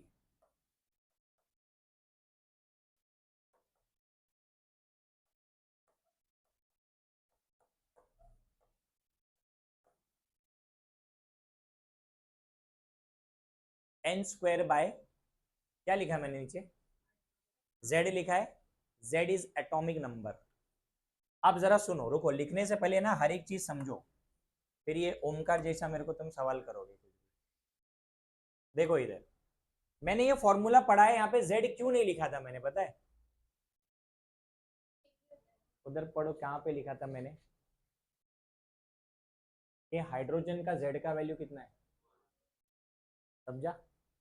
तो बेसिकली यहाँ पे z था, बट मैंने उसको लिखा नहीं क्योंकि z क्या है, 1 है, समझा? तो हाइड्रोजन एटम के लिए इट इज करेक्ट, लेकिन बाकी एटम के लिए वो करेक्ट नहीं है, कि बाकी एटम के लिए जैसे हीलियम है, हीलियम का एटॉमिक नंबर 1 है क्या, 2 है, तो फिर मैं यहाँ पे ऐसा लिख के दे दूंगा किसी को तो गलत हो जाएगा ना फॉर्मूला। इसलिए मैंने यहाँ पे सिर्फ क्या लिखा था, ये हाइड्रोजन एटम का रेडियस निकालने के लिए, ठीक है। लेकिन अगर आपको हीलियम का निकालना है तो ये फॉर्मूला लगेगा, लिथियम का निकालना है ये फॉर्मूला लगेगा, बेरिलियम का निकालना है तब भी ये फॉर्मूला लगेगा, क्योंकि यहाँ पे z का वैल्यू क्या होता रहेगा, चेंज होता रहेगा, होएगा ना। इसका एग्जांपल लेके बताता हूँ, अभी रुको। देखो इधर इस फॉर्मूले को और कैसे लिख सकते हैं, ऊपर लिख देता हूँ चलो, और radius of nth orbit is equal to 53 picometre into n² by z, समझा? मॉडिफिकेशन बहुत ज्यादा है क्या, थोड़ा सा ये ना स्लाइट मॉडिफिकेशन है, और एक्चुअली मॉडिफिकेशन है भी नहीं, खाली इतना है कि हाइड्रोजन एटम का जब फॉर्मूला लिखते हैं ना उसमें z का वैल्यू 1 होता है, तो बस n² बाय 1 है वो, समझा? अब बाकी एटम के लिए आपको z का वैल्यू लिखना पड़ेगा। चलो एक एग्जांपल मैं आपको बताता हूं, यहाँ पे सुनो अभी ध्यान से। हम लोग को अगर एग्जाम में क्वेश्चन आए, अब ये क्वेश्चन मैं खुद से बना रहा हूं, ऐसा क्वेश्चन आता है, ठीक है। अगर हमको एग्जाम में क्वेश्चन आया कि हीलियम प्लस आपके पास है, इसका आपको रेडियस निकालना है r1, मतलब क्या, फर्स्ट ऑर्बिट का रेडियस, तो R1 बोला मतलब n का वैल्यू क्या हो गया, बराबर है कि नहीं? फर्स्ट ऑर्बिट का रेडियस निकालने बोला है, तो n का वैल्यू 1 ही होगा ना, फर्स्ट ऑर्बिट 1 होता है। लेकिन क्योंकि ये हाइड्रोजन नहीं है, हीलियम है, तो बेटा हीलियम के लिए जो z का वैल्यू है वो 2 आएगा। अरे आएगा कि नहीं, देखो ना यहाँ लिखा है मैंने, हीलियम का एटॉमिक नंबर 2 होता है, हीलियम का एटॉमिक नंबर 2 है। अब अपन रेडियस का फॉर्मूला लगाते हैं, चलो R1 is equal to 53 picometre into n का वैल्यू 1 है ना, 1 का स्क्वायर अपॉन 2, क्या आंसर आएगा बताओ? 26.5 आंसर आएगा क्या? आया?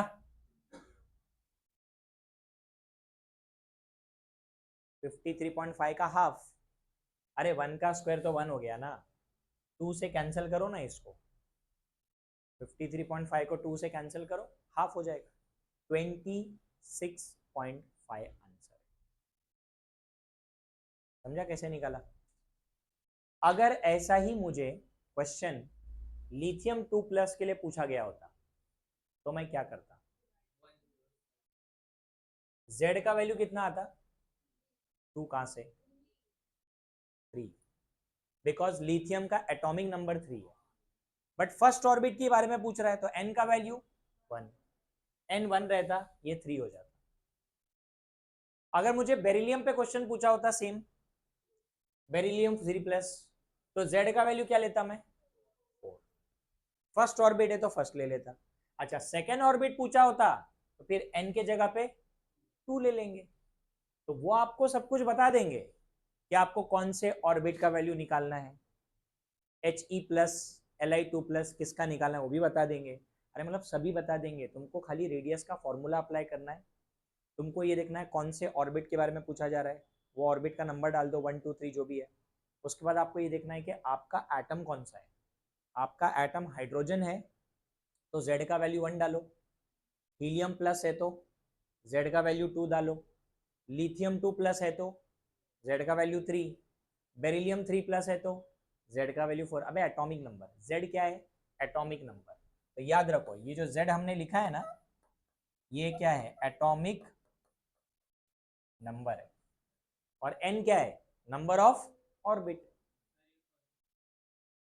ऑब्वियसली ये सबके लिए एप्लीकेबल है, क्योंकि हाइड्रोजन के लिए तुम Z की जगह क्या लिख दोगे? 1। समझा? फॉर्मूला वही है।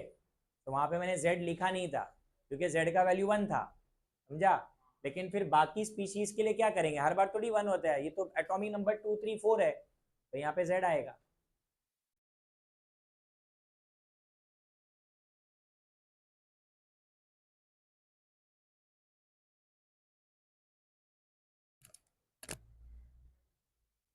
अभी ऐसे एनर्जी के फॉर्मूले में भी थोड़ा सा मॉडिफाई होगा।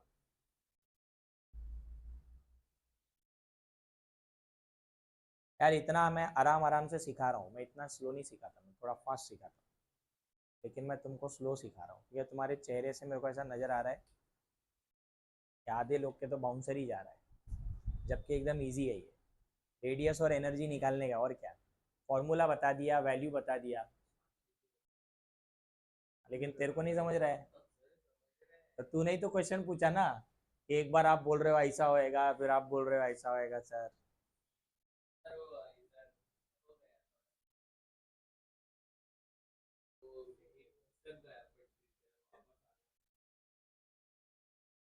Be a good listener life में। जब मेरी पूरी बात खत्म हो जाएगी ना, उसके बाद तो मेरे को सवाल पूछेगा तो मेरे को आंसर देने में खुशी होगी। अभी पूरी बात खत्म नहीं हुई, अभी एक और पॉइंट बाकी है, उसके बाद तेरे को डाउट आया ना तो तू मेरे को पूछ, क्योंकि मैं ऐसा मौका छोड़ूंगा नहीं डाउट आने वाला, लेकिन फिर भी आ गया तो मैं बता दूंगा।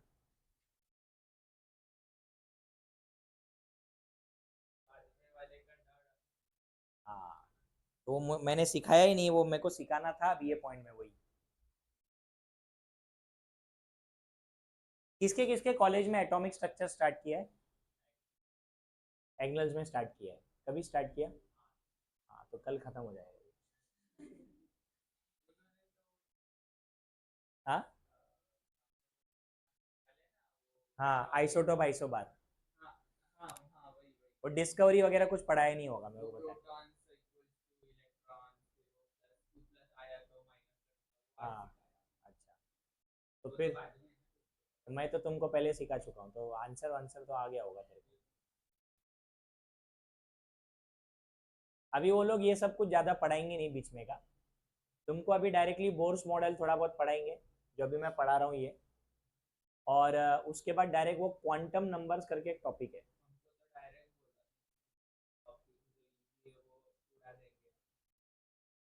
इजी है देखो, मतलब उन्होंने कंसिडर कर लिया कि इजी है और तुमको आता है।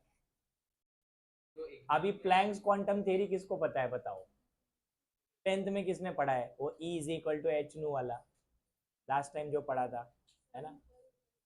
हाँ वैसे ही होगा वो, ऊपर ऊपर से ना दो चार टॉपिक सेलेक्ट करते हैं वो लोग हर चैप्टर में, उतना पढ़ाते हैं और खत्म।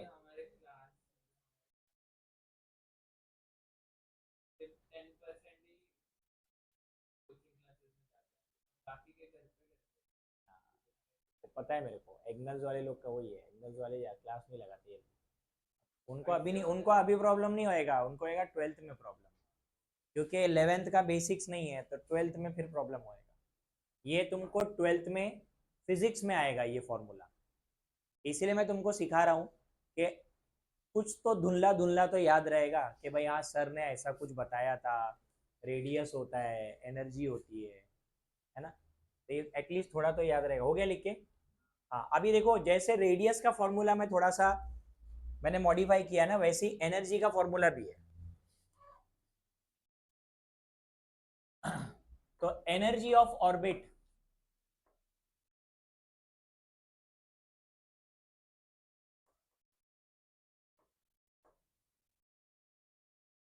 ध्यान दो, एनर्जी ऑफ nth ऑर्बिट अगर आपको निकालना है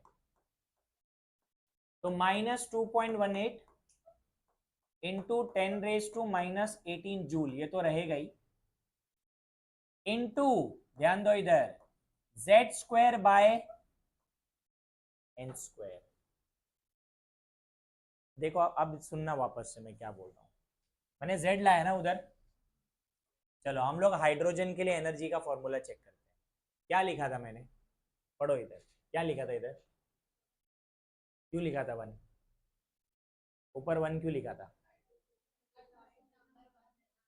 हाँ, Z² / n² डाला ना मैंने, तो इधर Z का वैल्यू क्या है, ये पूरा फॉर्मूला किसके लिए है, हाइड्रोजन, तो हाइड्रोजन का एटॉमिक नंबर 1 है, इसलिए ऊपर क्या लिखा था मैंने, 1/n², समझा।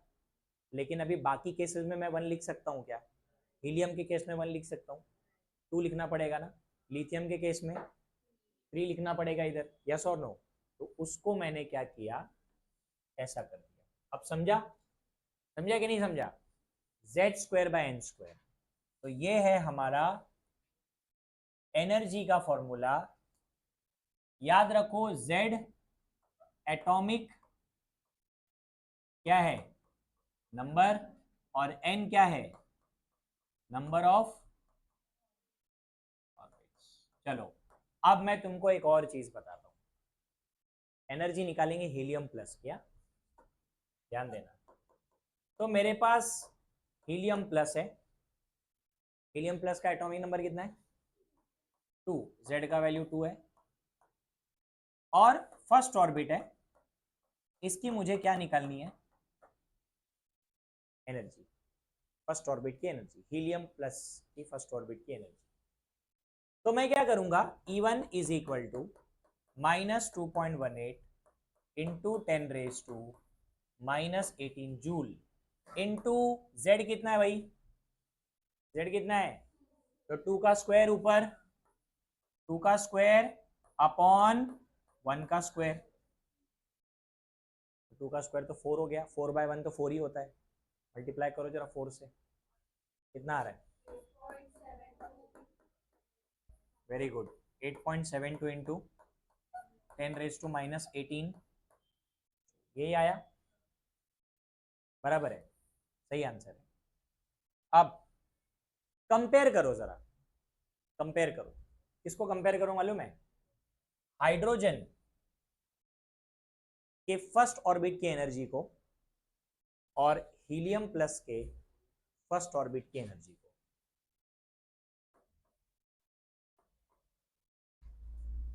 इसकी एनर्जी का वैल्यू आपको क्या आया था, -2.18 इंटू 10⁻⁻18 यही आया था। और इसकी फर्स्ट ऑर्बिट की एनर्जी क्या आई, इंटू 10⁻। क्या लॉजिक समझ में आ रहा है, कुछ समझ में आ रहा है? किसकी एनर्जी कम है, किसकी एनर्जी ज्यादा है? बराबर, हाइड्रोजन के फर्स्ट ऑर्बिट की एनर्जी ज्यादा है, ठीक है, और हीलियम के फर्स्ट ऑर्बिट की एनर्जी, मतलब हीलियम प्लस के फर्स्ट ऑर्बिट की एनर्जी कम है, ठीक है। तो अपन ऐसे है ना अलग अलग स्पीशीज की एनर्जी निकाल सकते हैं, डिफरेंट डिफरेंट स्पीशीज की। अगर आपको लिथियम +2 आ गया यहाँ पे, तो आप Z का वैल्यू क्या ले लेना, 3। अब अगर मान लो फर्स्ट ऑर्बिट की जगह आपको बोला सेकेंड ऑर्बिट का निकालो, तो आप N का वैल्यू क्या लोगे, 2। तो ऊपर 3 का स्क्वायर, नीचे 2 का स्क्वायर, और ये वैल्यू तो कांस्टेंट ही रहता है। समझा कि नहीं समझा? क्लियर हो गया अभी? ठीक है। वैसे कॉलेज के एग्जाम में इतना कुछ नहीं पूछते, ये जितना भी मैं आपको पढ़ा रहा हूँ ना, ये सब एंट्रेंस एग्जाम में आएगा।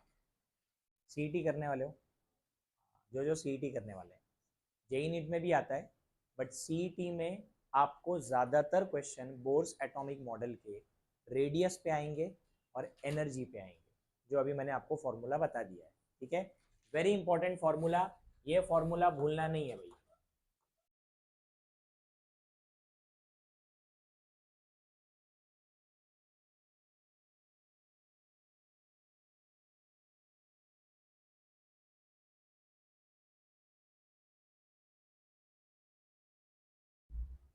हो गया?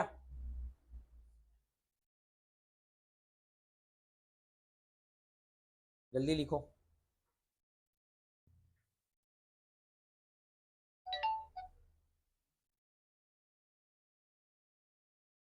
फैन बंद कर दो, तो उनको गर्मी हो रही है, तुमको ठंडी लग रही है, थोड़ा देर बंद कर दो, ये वाला चालू कर, सबको बराबरी का मौका मिले।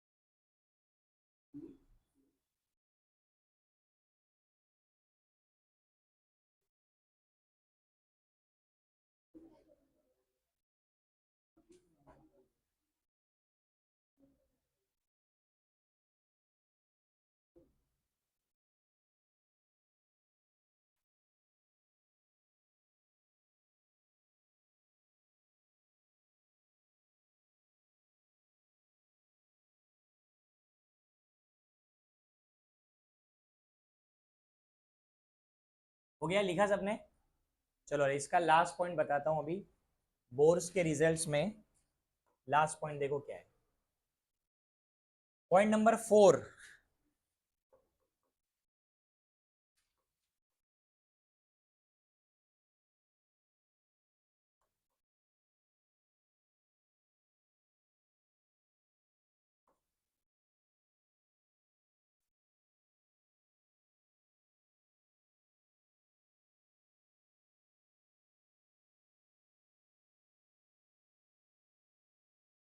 Velocity of electron in an orbit.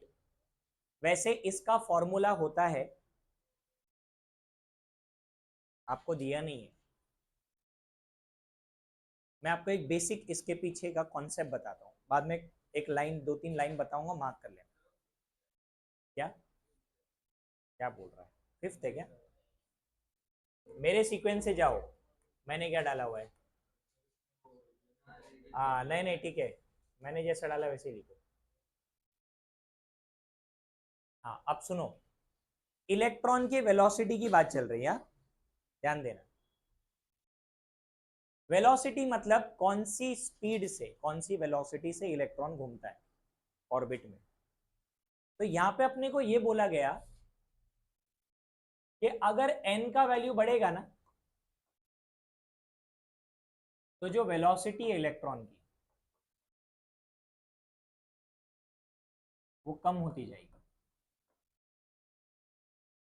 अभी इसको मैं एक एग्जांपल से समझाता हूँ, ठीक है? सुनो, जो न्यूक्लियस है और जो इलेक्ट्रॉन है, ये दोनों अपोजिटली चार्ज है। न्यूक्लियस पे प्लस का चार्ज है, इलेक्ट्रॉन पे माइनस का चार्ज। तो ये दोनों हमेशा एक दूसरे को क्या करते हैं, अट्रैक्ट करते हैं। So they have electrostatic force of attraction, हमेशा रहेगा, ये फोर्स हमेशा रहेगा, ठीक है? अब इसी चीज के वजह से बोर ने ये बोला था कि इलेक्ट्रॉन कभी न्यूक्लियस में गिरेगा नहीं। क्योंकि क्या होता है, इलेक्ट्रॉन रुका हुआ थोड़ी है, इलेक्ट्रॉन तो घूम रहा है ना, ऐसे घूम रहा है। तो है ना, न्यूक्लियस और इलेक्ट्रॉन के बीच में जो फोर्स होता है, जो अट्रैक्टिव फोर्स होता है, उसको सेंट्रीपिटल फोर्स बोलते हैं। सुना है सेंट्रीपिटल? का एक एग्जांपल देता हूँ।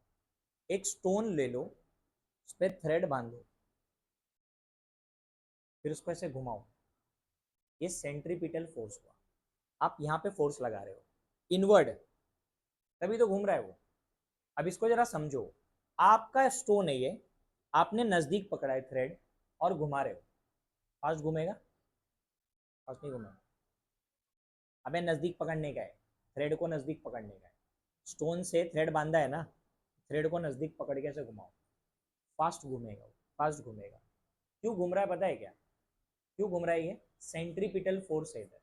ये तुम ये जो यहाँ पे लगा रहे हो ना सेंटर में, ये सेंट्रीपिटल फोर्स है। आप बीच में खींच रहे हो उसको, तो घूम रहा है वेलोसिटी के साथ। अभी आप क्या करो, थोड़ा दूर पकड़ो, दूर पकड़ के घुमाओ, अब क्या होएगा? थोड़ा स्लो होएगा।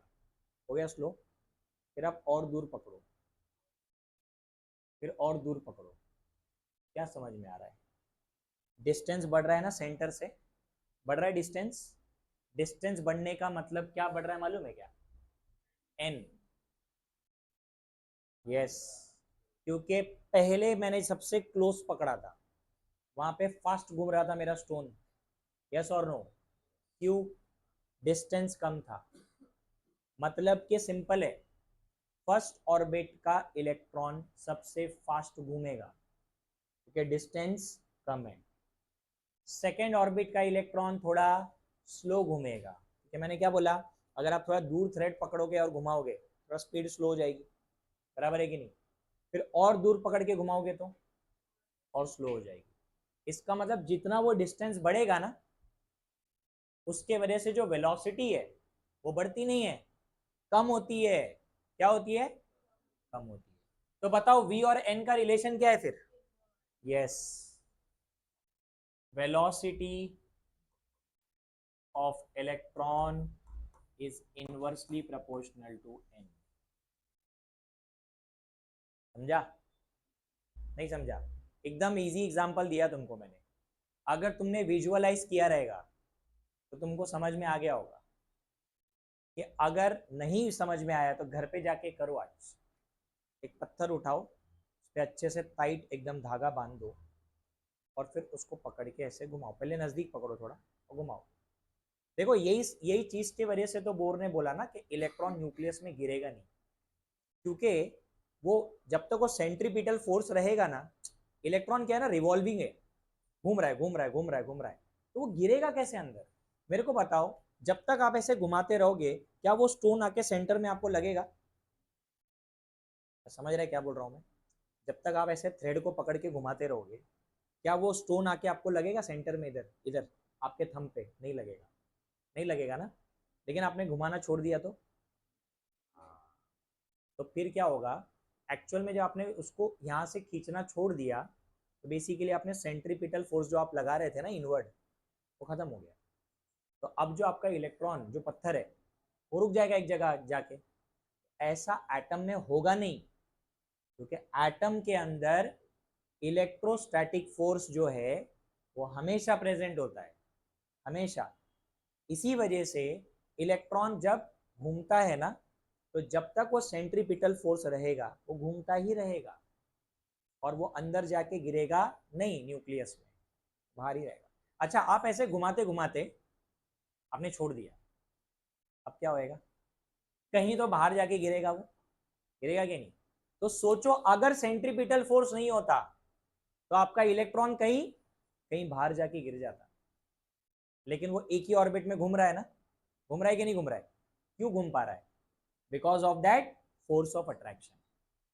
तो न्यूक्लियस और इलेक्ट्रॉन के बीच का जो फोर्स है ना, वो एक्चुअल में इलेक्ट्रॉन को होल्ड करके रखता है उस पर्टिकुलर ऑर्बिट में। समझा? और जितना नजदीक रहेगा ना इलेक्ट्रॉन न्यूक्लियस से, उतनी उसकी वेलोसिटी क्या रहेगी? फास्ट रहेगी। समझ में आ गया? अच्छा, तुमने वो देखा है मौत का कुआं?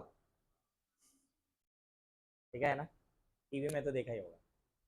तुमने कभी देखा है वो ऐसा नहीं रहता, वो ऐसा रहता है।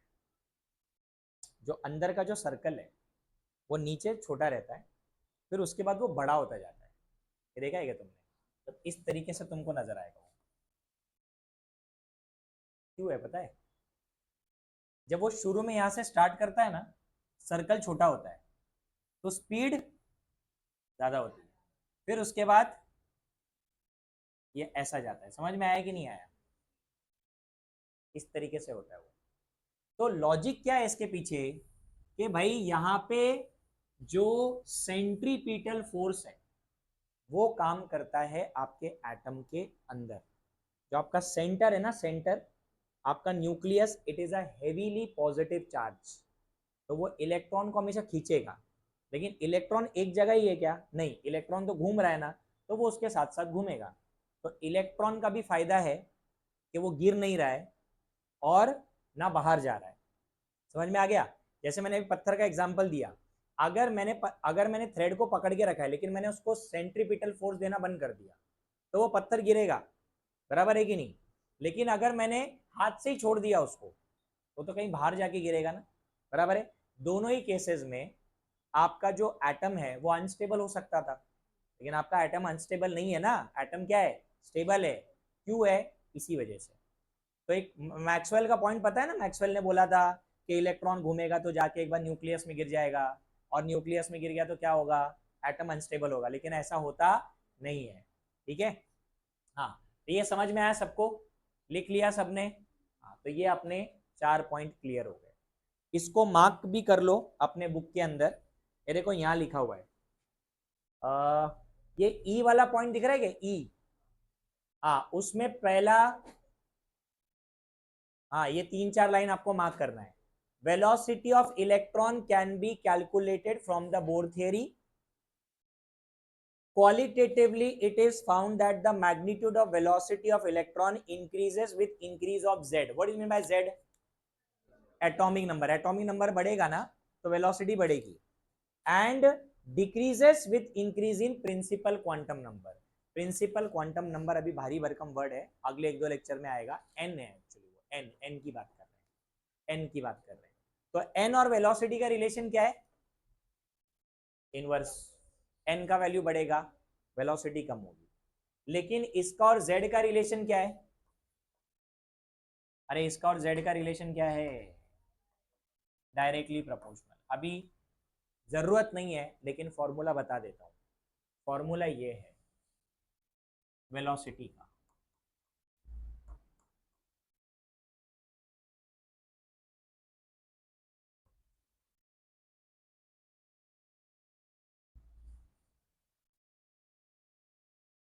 वो कांस्टेंट है, 2.18 इंटू 10⁶।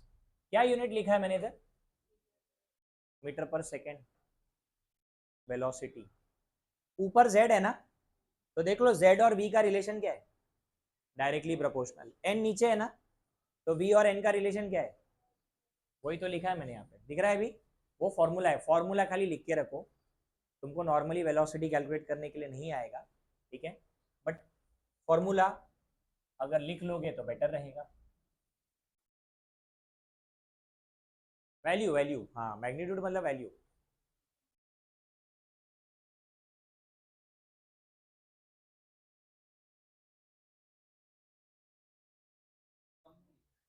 क्या क्या क्या सम मतलब,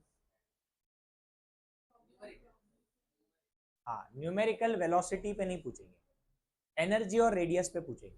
ये खाली तुम्हारे को रेफरेंस के लिए बता दिया कि ये फॉर्मूला होता है वेलोसिटी का, किसी भी ऑर्बिट की वेलोसिटी आप निकाल सकते हो, ठीक है। जेड, अगर मान लो हाइड्रोजन एटम है तो जेड की जगह क्या रखोगे, 1। फर्स्ट ऑर्बिट के बारे में पूछा तो एन का वैल्यू भी 1 रखोगे। अगर मान लो जेड का वैल्यू 1 है लेकिन एन एन का वैल्यू 2 बोल दिया तो उधर 2 रख दोगे। समझ में आ गया?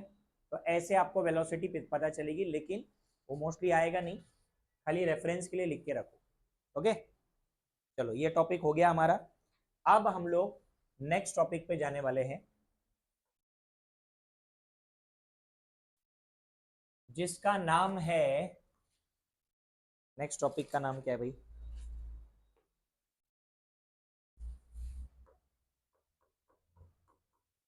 Explanation of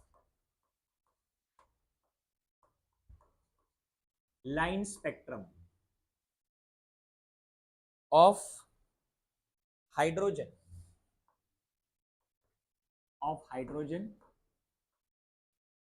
using Bohr's atomic model.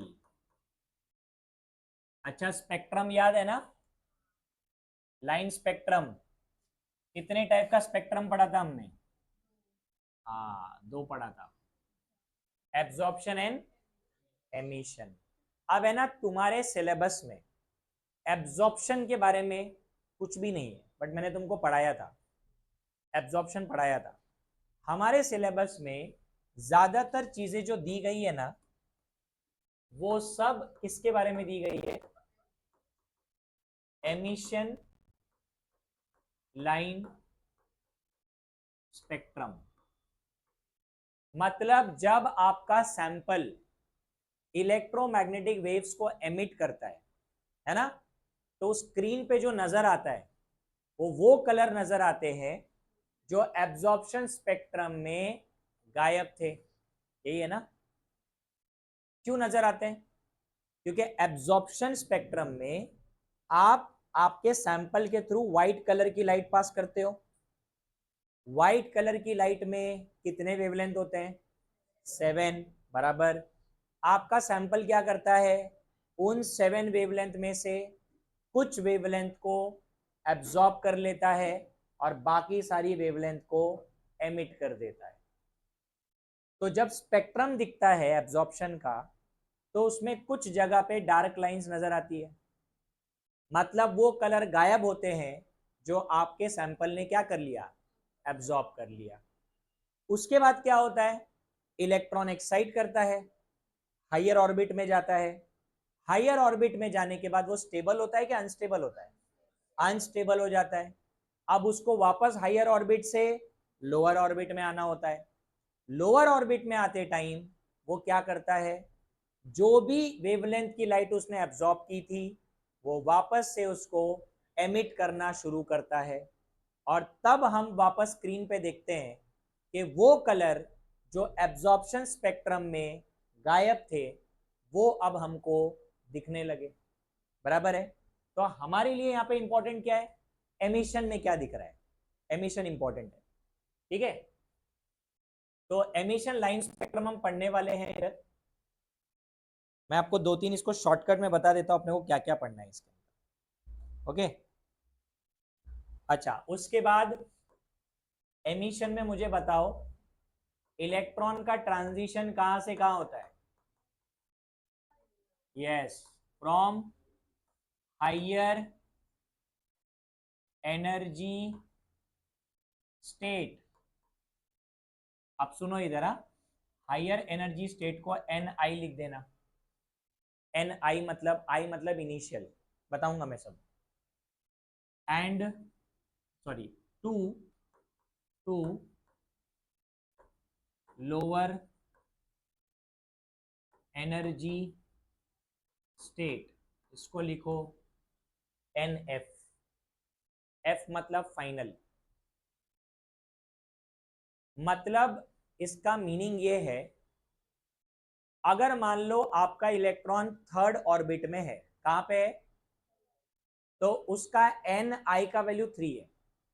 N मतलब नंबर ऑफ ऑर्बिट, N मतलब क्या, इनिशियल मतलब कहां से जंप कर रहा है, ठीक है, और किधर जंप कर रहा है वो फाइनल है। जैसे थर्ड से फर्स्ट में जंप कर रहा है, तो आपका NI का वैल्यू और आपका NF का वैल्यू 1, समझा। अभी जैसे आप मान लो 15th फ्लोर पे हो, आपको आना है 7th फ्लोर पे, तो आपका इनिशियल क्या माना जाएगा, 15th फ्लोर, आपका फाइनल क्या माना जाएगा, 7। समझा कि नहीं समझा। तो NI और NF, हायर को NI लिखते हैं और लोअर को NF लिखते हैं, ओके। अच्छा, उसके बाद ध्यान दो इधर, अब जब इलेक्ट्रॉन हायर से लोअर में जंप करेगा तो उसका डेल्टा E का वैल्यू भी होगा बेटा, चेंज इन एनर्जी, डिफरेंस होगा कि नहीं होगा। तो उसको कैसे लिखेंगे, EI माइनस EF। अभी जैसे मैंने बोला हायर से लोअर में आएगा ना, तो हायर ऑर्बिट की एनर्जी क्या रहेगी, ज्यादा, लोअर ऑर्बिट की एनर्जी, तो दोनों का डिफरेंस मालूम पड़ेगा, हायर माइनस लोअर। मान लो आपके थर्ड ऑर्बिट का एनर्जी है 30 जूल और आपके फर्स्ट ऑर्बिट का एनर्जी है 5 जूल, तो 30 माइनस 5, 25 का डिफरेंस आ रहा है, तो आपको पता चलेगा 25 किलो जूल का या 25 जूल का डिफरेंस है फोर्थ और फर्स्ट ऑर्बिट के बीच में, एनर्जी का डिफरेंस पता चलता है, ठीक है। अच्छा, आप ध्यान देना इधर, अकॉर्डिंग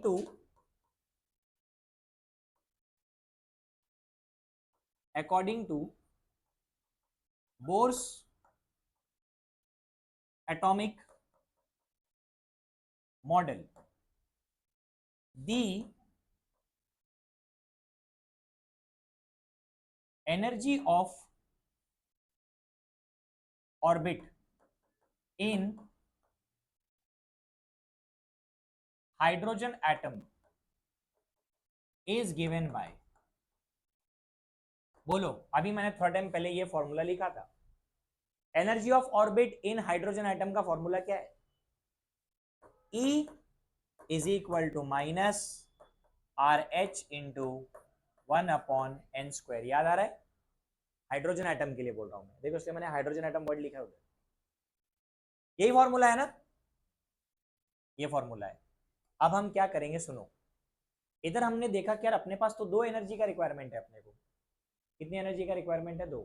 अपने को इनिशियल की भी एनर्जी निकालनी है और फाइनल की, क्योंकि इलेक्ट्रॉन जंप करता है ना एमिशन में, तो मुझे दोनों की एनर्जी पता करनी है। तो अब मैं यहाँ पे 2 इक्वेशन बनाऊंगा, कितने इक्वेशन, 2। इक्वेशन नंबर 1 ऐसे होगा, EI is equal to minus RH into 1/ni का स्क्वायर, समझा। इसको दे दो, एक काम करो, इसको इक्वेशन 1 दे दो, इसको दे दो इक्वेशन 2, और इसके बाद वाला इक्वेशन क्या बनेगा मालूम है, EF is equal to minus RH into 1/NF का स्क्वायर। अच्छा, ये RH को मैंने क्यों ऐसा नहीं लिखा I और F, क्योंकि वो कांस्टेंट है, बराबर। RH क्या है, कांस्टेंट। बेटा वेरिएबल 2 ही है, N और एनर्जी, N चेंज होगा तो एनर्जी चेंज होगी, समझा। अब क्या करेंगे, सुनो ध्यान से, इसको दे देंगे इक्वेशन, क्या दे देंगे, 3 दे दिया। अब आपको इक्वेशन 2 और 3 को इस इक्वेशन में डालना है। इसको एक काम करो, रुको, इसको कट करो, इसको मत डालो 1, इसको डाल दो 1, ये अपने किसी काम का नहीं है। इसको 1 लिखो, इसको 1 लिखो, ऐसा लिखो, substituting substituting equation 2 and equation 3 in equation 1। क्या करना है हमको? 2 और 3 को कहां सब्स्टिट्यूट करना है? 1 में। तो बेटा 1 वाले इक्वेशन में सबसे पहले क्या लिखा हुआ है? ई आई, नहीं इधर ई आई है ना, इनिशियल। तो अपन ने क्या इक्वेशन बनाया उसका? Minus R H into 1 upon N I square, यहाँ पे सब्स्टिट्यूट करेंगे। फिर ई एफ के जगह क्या सब्स्टिट्यूट करेंगे? Minus R H into 1 upon N F square डालेंगे, बराबर। तो मेरा नेक्स्ट स्टेप आएगा delta E equal to minus R H into 1 upon N I का स्क्वायर, इसको ब्रैकेट में रखो ऐसे, माइनस फिर से minus R H into 1 upon N f का स्क्वायर, बराबर है? ठीक है, हाँ बराबर। ब्रैकेट खुलेगा तो माइनस माइनस प्लस हो जाएगा। अच्छा, और क्या करूं मालूम है? आर एच को कॉमन निकाल लो, आर एच और आर एच कॉमन निकाल लो ना, समझेगे नहीं? तो क्या हो जाएगा मालूम है? आपने आर एच कॉमन निकाला तो ये माइनस माइनस प्लस हो जाएगा, तो ये प्लस हो गया, मतलब ये हो गया 1 अपॉन एन एफ का स्क्वायर। और इधर क्या बचा? माइनस 1 अपॉन एन आई का स्क्वायर। गया कुछ भेजे में? अरे आर एच अपन ने कॉमन निकाला ना, ये प्लस हो गया ना। क्या क्या बेटा, ये माइनस है ना, तो मैंने बाजू में डाल दिया, और ये प्लस है ना, इसको पहले लिख दिया, समझा? माइनस माइनस प्लस हो गया ना, तो 1 upon N F square plus में आ गया, तो उसको पहले लिख दिया मैंने प्लस, माइनस इधर माइनस 1 अपॉन एन आई लिख दिया, और आर एच क्या किया? कॉमन निकाल लिया बाहर, ब्रैकेट के बाहर निकाल लिया कॉमन। ठीक है, यहां तक क्लियर है? अब आगे ध्यान दो, हम लोग इस इक्वेशन को है ना और एक तरीके से लिख सकते हैं। Above equation can be written in terms of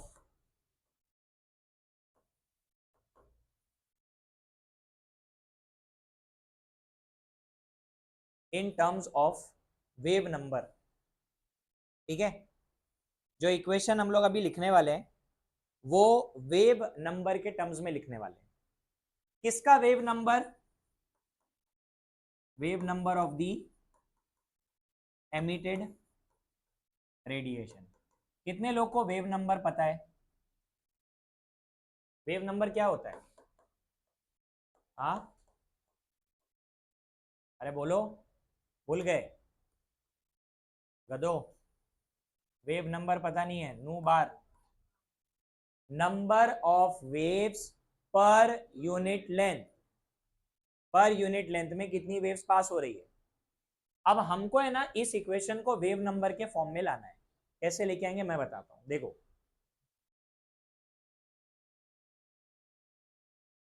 ये फॉर्मूला सबको आना चाहिए, पहली बात तो।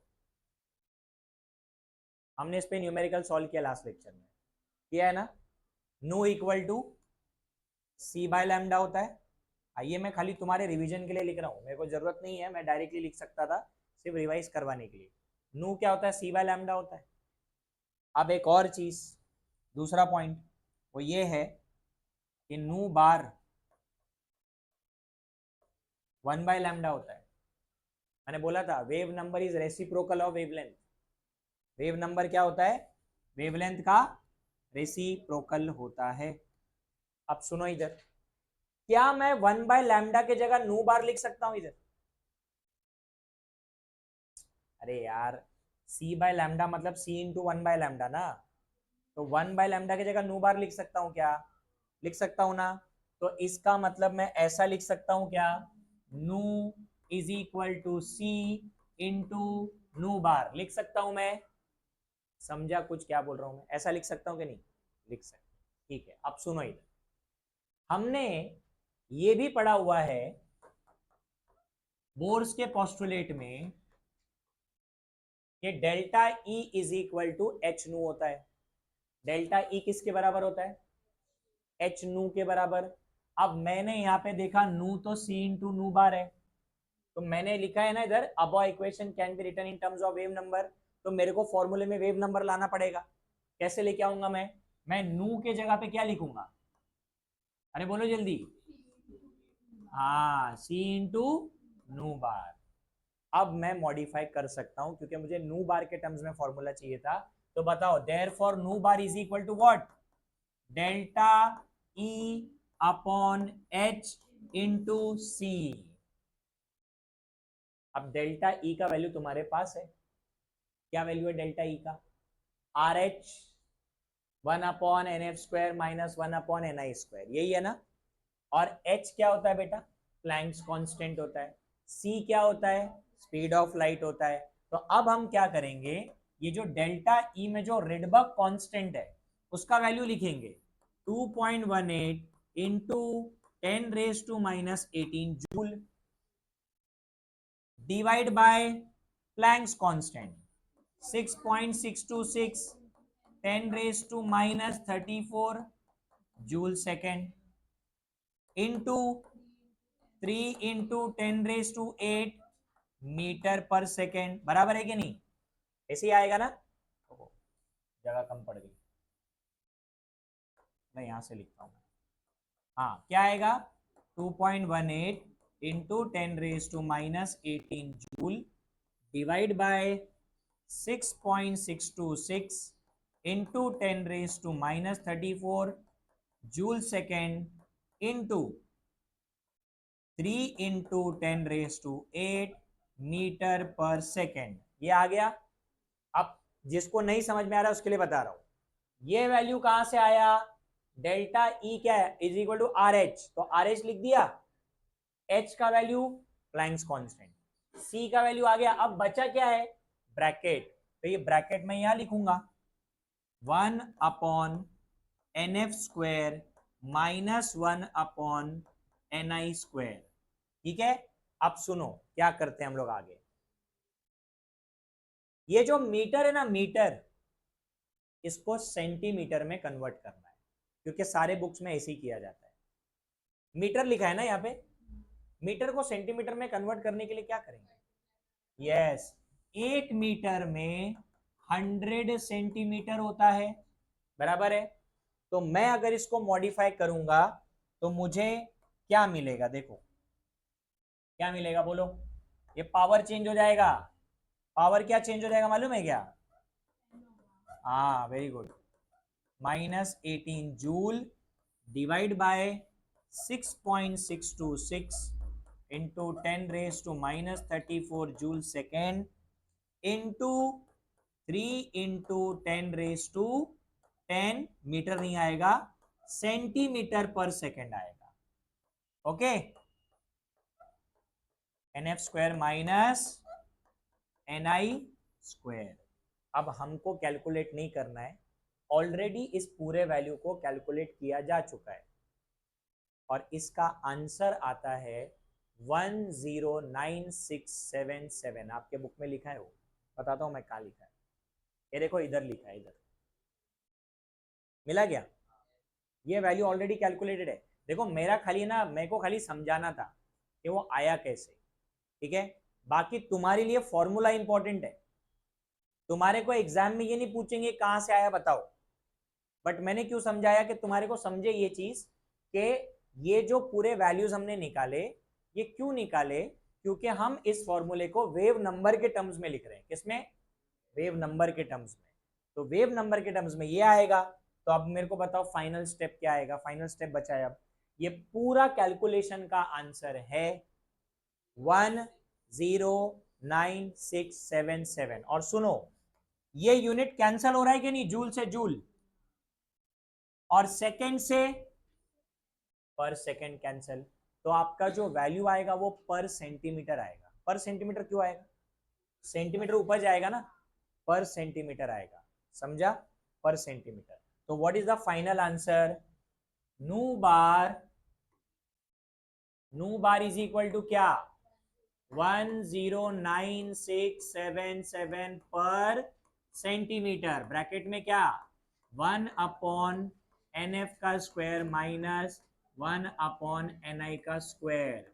और एक चीज ध्यान रखो, अपने को ये बोला गया कि ये जो वैल्यू है ना 109677 वाला, ये बेटा और कुछ नहीं है, ये भी RH ही है, मतलब ये भी क्या है रिडबर्ग्स। रिडबर्ग्स क्या, हाँ, तो रिडबर्ग के दो वैल्यू है, एक पर सेंटीमीटर में ये वाला, और जूल में कितना है 2.18 इंटू 10⁻⁻18, दोनों रिडबर्ग का ही वैल्यू है, ये भी रिडबर्ग का ही वैल्यू है, समझा। हाँ पर सेंटीमीटर आएगा क्योंकि हमने मीटर को सेंटीमीटर में कन्वर्ट किया है ना। किधर, हाँ तो वही हो गया ना। अरे तू ये आंसर निकाल, तेरा आंसर पर सेंटीमीटर में ही आएगा, दोनों जगह लिखने की जरूरत नहीं है, ठीक है, एक जगह लिखने का। क्लियर हो गया। तो ये अपना फॉर्मूला है नू बार निकालने का, और याद रखो नू बार ही 1/λ होता है, तो आप सेम फॉर्मूले को 1/λ इज इक्वल टू 109677 पर सेंटीमीटर 1/NF का स्क्वायर माइनस 1/NI का स्क्वायर लिख सकते हो, ऐसा भी लिख सकते हो। इसका यूज कैसे करना है वो मैं तुमको अगले लेक्चर में बताऊंगा, ठीक है। अभी मैंने तुमको खाली फॉर्मूला डिराइव करके बताया, इसको कैसे अप्लाई करते हैं ना, ये हम नेक्स्ट लेक्चर में सीखेंगे।